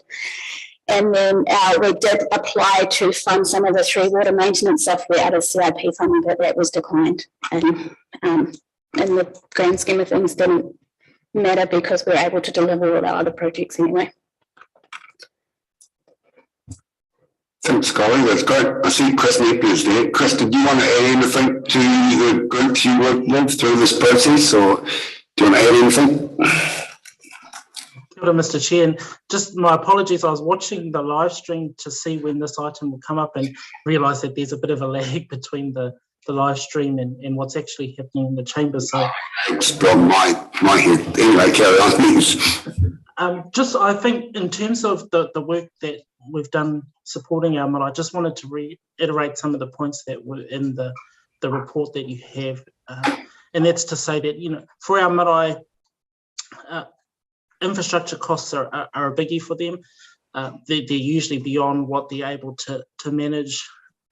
The day-to-day stuff in terms of paying for power and the like is hard enough to manage, and then to have issues come up with infrastructure like wastewater and water is something that they don't really have the means to address when there's problems. So I just wanted to reflect back to the Project Wilder that we worked alongside some of those marae on to get central government to provide some funding to help address some of these issues. And really, we did some good work in that space, but the Crown Infrastructure Partners funding has allowed us to do a lot more in that space. So I just wanted to acknowledge that the feedback we're getting from those marae is that this project has been a huge benefit to them and made significant differences for them and their ability to carry out the things that happen on their marae day to day, whether that's for them as the iwi and hapu that relate to that marae, or broadly in servicing the communities that are around them. So just wanted to reiterate that point, Mr. Chair, and acknowledge the combined effort of the teams within this council and also across the other councils in delivering on this project for our marae. It's Chris. Well spoken. Right, any questions for Corey or Wayne while they're here? Wayne, what was that concrete for? Is that to hold those plastic teams down so they don't pop up, is it? Yeah, exactly. Once they float out of the ground. So we can relate. Emergency compensation, you should join the team. Excellent.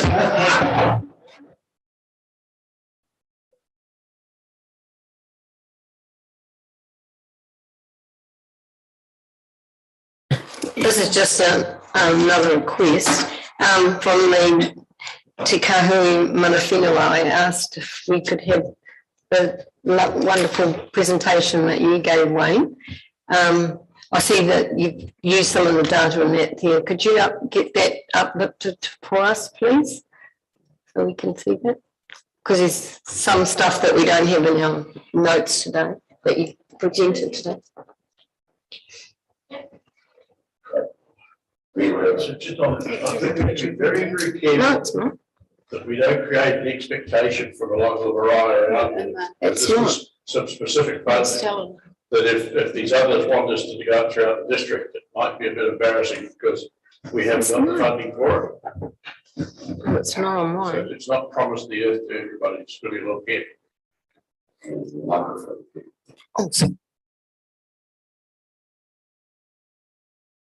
A question for that. Yeah, I just had a question, a small one about the Moore Park extension. Does that mean that it might be possible to put a temporary toilet there? I know that requests have come in previously to do something along those lines. Well, the intention of putting that connection in was so there's an ability to put a toilet in, because we believe that the timing for the sports pavilion will be significantly different to the usage of the park. So there's going to be a demand there, and given the distance to the rugby clubs, then it seems logical to put something in there. So this just allows for it. Okay, thank you.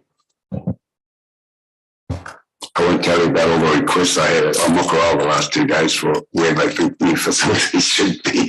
Tell me, so we'll save that for another day.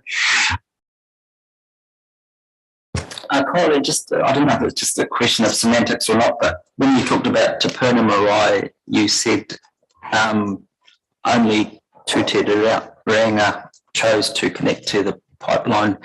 But the other two, you know, they only got upgrading their sets. Paparoa was only a minor upgrade, but what was their reasoning for not wanting to connect to the pipeline and retain their septics? I'll answer that one. From the hui there, it was cultural. They didn't wish to promote any further issues in Tauranga Moana in the wider sense and sending their sewage away from their site, and believed it's their problem and they wish to have it retained upon their sites. That's why they chose not to. They were given the option of both. Funding wise, both worked, but that's exactly why it's cultural.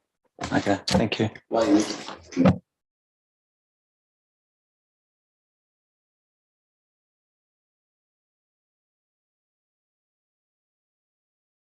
Could I have a mover and a second? Granger and Sol.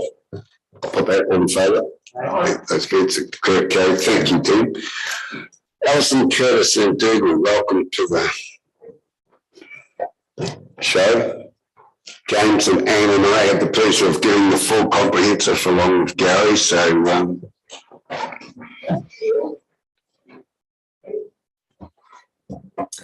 we might go for the abbreviated version today, so we're slipping a little bit, but it is good information, and freedom camping has certainly been a topic of. It is always a topic of interest, councillors, yes. So for those of you that are not aware, Dougal Alfred, who was now compliance monitoring team, has taken on the role of acting compliance and monitoring manager.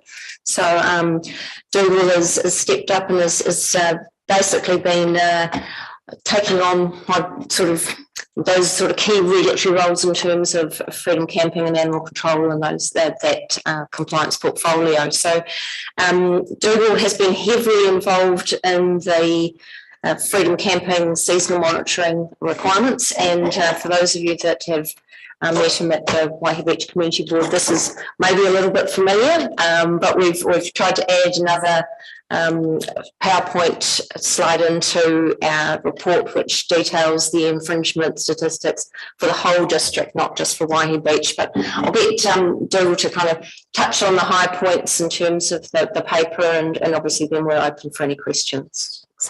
Over to you, Dougal. Thank you, councillors. Mr. Mayor, Mr. Chairman. As Alison's just mentioned, this is a period of a free camping programme. The paper specifically regarding Waihi Beach. However, we'll briefly expand into the greater area. We have 47 sites within the Western Bay Plenty regarding freedom camping areas. However, the way we managed Waihi Beach was a little bit differently.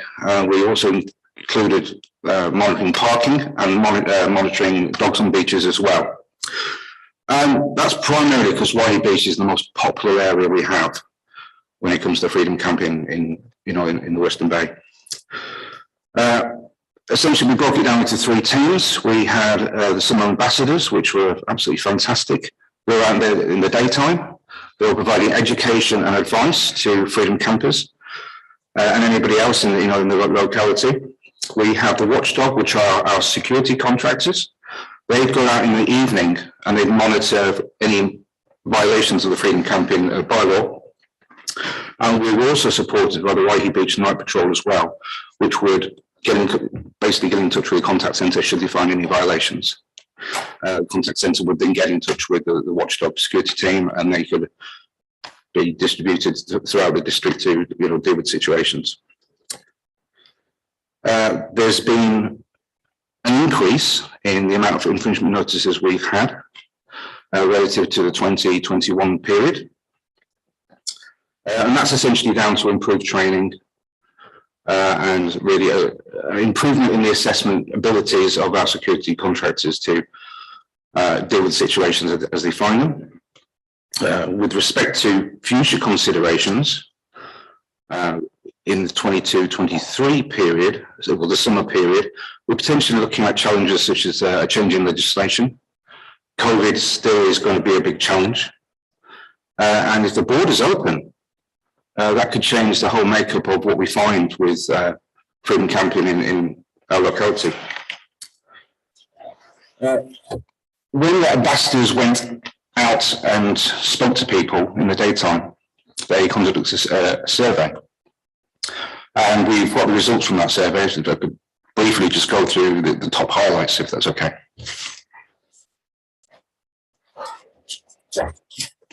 Bear in mind the borders were closed this year, so the majority of the people were dealing with are NZ citizens. The main type of vehicle that was generally used was a camper van. And it's a purpose-built camper van for 2 occupants. It's generally plumbed, has a kitchen, has a plumbed toilet and a shower. Over 40% of the freedom campers would go freedom camping for more than 20 days a year or more. And that might have something to do with the age, the brackets of the majority of the freedom campers are in the higher age brackets. So you're looking at potentially retired people that like going out and enjoying the Western Bay. It goes without saying the summer period is obviously the most popular time, followed by holiday periods and weekends. The Bay of Plenty in this survey was regarded as the most popular place for people to attend and visit. But you've got to bear in mind we're asking people in the Bay of Plenty, therefore those figures could be slightly skewed. The majority of the campers we dealt with belonged to an organisation and used apps on their phones to find various freedom camping areas. As briefly mentioned, the Waihi Beach Bonetown area was the most popular place in the Western Bay.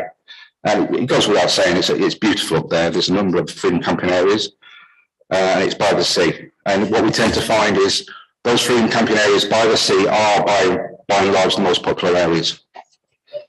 Local businesses would benefit and do benefit. 90% of the people we've spoken to said they would use the local businesses and are using the local businesses. And CCTV was considered a good idea by a lot of people. It's one of the questions we asked. We wanted to know whether CCTV was valued by the freedom campers from a security point of view. There were additional comments. We asked an open-ended question at the end, but those comments unfortunately ranged from filling in rabbit holes at Tuapira points to additional showers, cold water showers, barbecues, wider parks. There's a whole range of different types of answers there. I think that's my time there, isn't it? Do you want to? Oh, sorry. Bring up the next slide. Yeah, so what we've included is, because the paper's predominantly for Waihi Beach and Bonetown, we've got this some additional statistics. And these are the infringements that were issued district-wide throughout our freedom camping areas. By and large, you can see, Waihi Beach got the most because it's the most popular area. Kati Kati came second.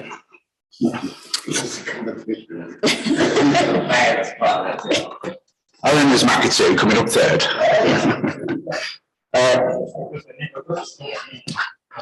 Well, we've got to drive through Katikati, haven't we? You know, to get to Waihi Beach. A high number of requests were received regarding infringement, to waive infringement notices. Sometimes our security, officers did get it wrong, and that's okay. You know, when you're working in the middle of the night, mistakes do happen. With respect to infringements issued by month, you can see obviously January, the summer holiday period, is the most popular period, throughout the district. Reduces substantially in February. The reduction in March is predominantly due to the fact that COVID hit our our contractors pretty hard. So they won't be able, they weren't able to get out as much. Year on year, by and large, we're increasing our notices. Now, it could be argued that we get more people are coming to our area, but it could also be argued in the same respect that our contractors, are getting better at their jobs. There was in November and December of last year, we had an issue with one of the, the security contractor that we were using, and we changed back to another security team, and hence why we've got the bigger figures in January. Any questions? No, Two questions. We installed the Kiwi Camp a couple of years ago. How well is the paid section of that people pay being used? Very well. We'll refer through to Peter. Looks after Kiwi Camp. I have to ask that question again then. Yeah, the Kiwi Camp, how well is the paid part of that Kiwi Camp being used? Through Mr. Chairman, so we received 80% of funding that goes through the Kiwi card cash system. I don't have an exact figure on you, but we do keep on monitoring that and could bring that back to the committee if you wish to. Thank you. The other question I have is, we've seen in the Bay Times recently that the security people down at the bus stops aren't very effective because they're only tasked with monitoring and not actually intervening. Do we have that similar policy with our security staff? So it's a completely different contract. So our security staff that we have working doing our freedom camping are only for our compliance activities. So after hours noise, after hours animal control, and after hours freedom camping. So we'd have to refer through to our city safety or our city engagement team in terms of what's happening with public spaces within either Te Puke or Katikati or Waihi Beach around those safety concerns. Yeah. Deputy Mayor. Yes, I think it's been well accepted here that Waihi Beach is the busiest area, and that's been the main focus for monitoring. I'm just interested in how regularly, for instance, places like Anzac Bay are monitored. So Anzac Bay is monitored in accordance with all of the other Waihi Beach sites. So there is nightly monitoring over the weekends, and that occurs from Labour weekend through to Easter. And then there's monitoring daily from the third Friday in December through to Waitangi weekend, but we are looking at CCTV as the preferred option going forward for monitoring of those sites. Peter's, see, he's keen to. Just well, so what to say? Yours off. We've got people here in line here. So what I was just going to add for your information is that we are currently entering into negotiations with NZMCA about extending the Emerton Road holiday park, which will take a lot of pressure off Council's reserves network as well. So, But the reason why I asked, because the local intel tells me that there are regularly 2 or 3 vans parked there through most of the summer, at Anzac Bay in particular. And so I was just getting a feel for how you people see it. Yeah. Whenever we receive reports, one of the first things we do is inform the contractors to go up there to Anzac Bay, and there's been a number of times when information has come to light to indicate there are people staying up there. And in an equal respect, when they've gone up there, there's been no vehicles there. We do have vehicles there in the daytime, enjoying the local area, but not often at night. And that's the feedback we've received from our contractors.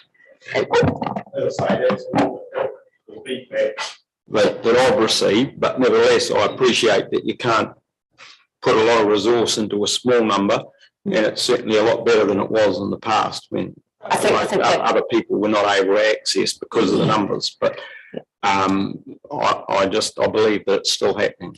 I agree. There is certainly, when in terms of our officers monitoring, they're only there at one-off during the night, one point in time. So there is potential for members of the public to be keeping an eye out, I guess, in terms of what's happening with contractors and either being there afterwards or leaving and then coming back again. So there is that potential, and that is where the CCTV is the big focus for us going forward, because we'll be able to connect directly into that camera footage and figure out what campers are doing and manage that activity. So that's the big initiative for us going forward. Councillor Daly, you've got a question. Look, I'm interested. The survey results are really interesting, and I know it's skewed towards the Motor Caravan Association, but 40% of the people freedom camping are over the age of 65.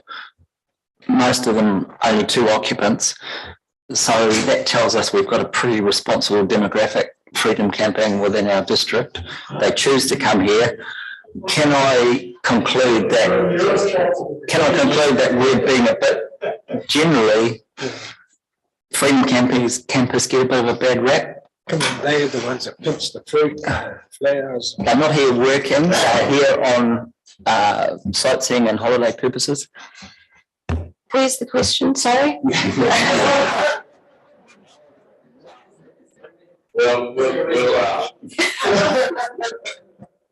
Is it a reasonable conclusion that, maybe they're not as bad as everyone makes out? Better comment around whether or not our freedom campers in the district fit the stereotype in terms of bad freedom campers. I couldn't tell you. Could I just take the opportunity? One more question, and it's totally unrelated, but it is sort of related, on dog control. And this is a question I've been meant to ask for a long time, and I haven't. This is the perfect opportunity, it seems. But over Christmas, a dog was retained at the Te Puke dog pound, and all of the local councillors received an email because the owner couldn't retrieve their dog because of the holiday period, and staff were not on duty, even though there was someone looking after dogs on a daily basis, and this owner whose dog was captured was apparently a very well behaved dog and good owners, and it was just a case of circumstances that it was put into the pound. But has there been any resolution? Are you aware of that situation? Is there any way that sort of situation, if it crops up again, can be dealt with, so they're not waiting 8 or 10 days to get their dog out? I'd have to look at the individual circumstances, councillor. I'm not familiar with that one. Sorry. I'm sure there are freedom campers as well. Maybe comment. Look, like the case I had, if it so happens staff are not available when the owner wants to retrieve it, surely there can be some concession made in terms of the fees charged. That's how I would resolve it. And last question. We'll move to receive the Interesting, they're looking at the improvements have increased from this season to last season. What do you put that down to? Is it that it's more people on the ground, or? There's a number of issues. our security contractors are better at their jobs. You know, they've had experience from the previous years. We've learned from, the previous years with respect to, the contractors and the ambassadors. People haven't been able to leave the country, so we are getting more freedom campers because they can't really go on holiday. I think they're the real two main issues. I'm surprised that you say that because we're not getting the freedom campers in from overseas. That's correct, we're not, but it also means there's a lot of people that perhaps wouldn't necessarily go freedom camping or freedom camping this year. Probably the kind of key point the report put in there is that the Motor Caravan Association have said that they have had a significant increase nationally in the number of people that are purchasing freedom camping vehicles, and their number of members has increased accordingly. So there's a lot of people that are new to the freedom camping scene because they haven't been able to travel, and people have been reinvesting perhaps what they would have spent on overseas holidays, plus a bit more, I would suggest, in looking at travel throughout New Zealand. Right, thank you very much. You have two newly promoted staff members moving up the acting well. So thank you very much for that report. I will move in a second to receive it. I've got Gray and Sol. All those in favour? Those against? Carried. Now I'm looking to move into confidential, and I've got Granger and Kenya. All those in favour, please say aye.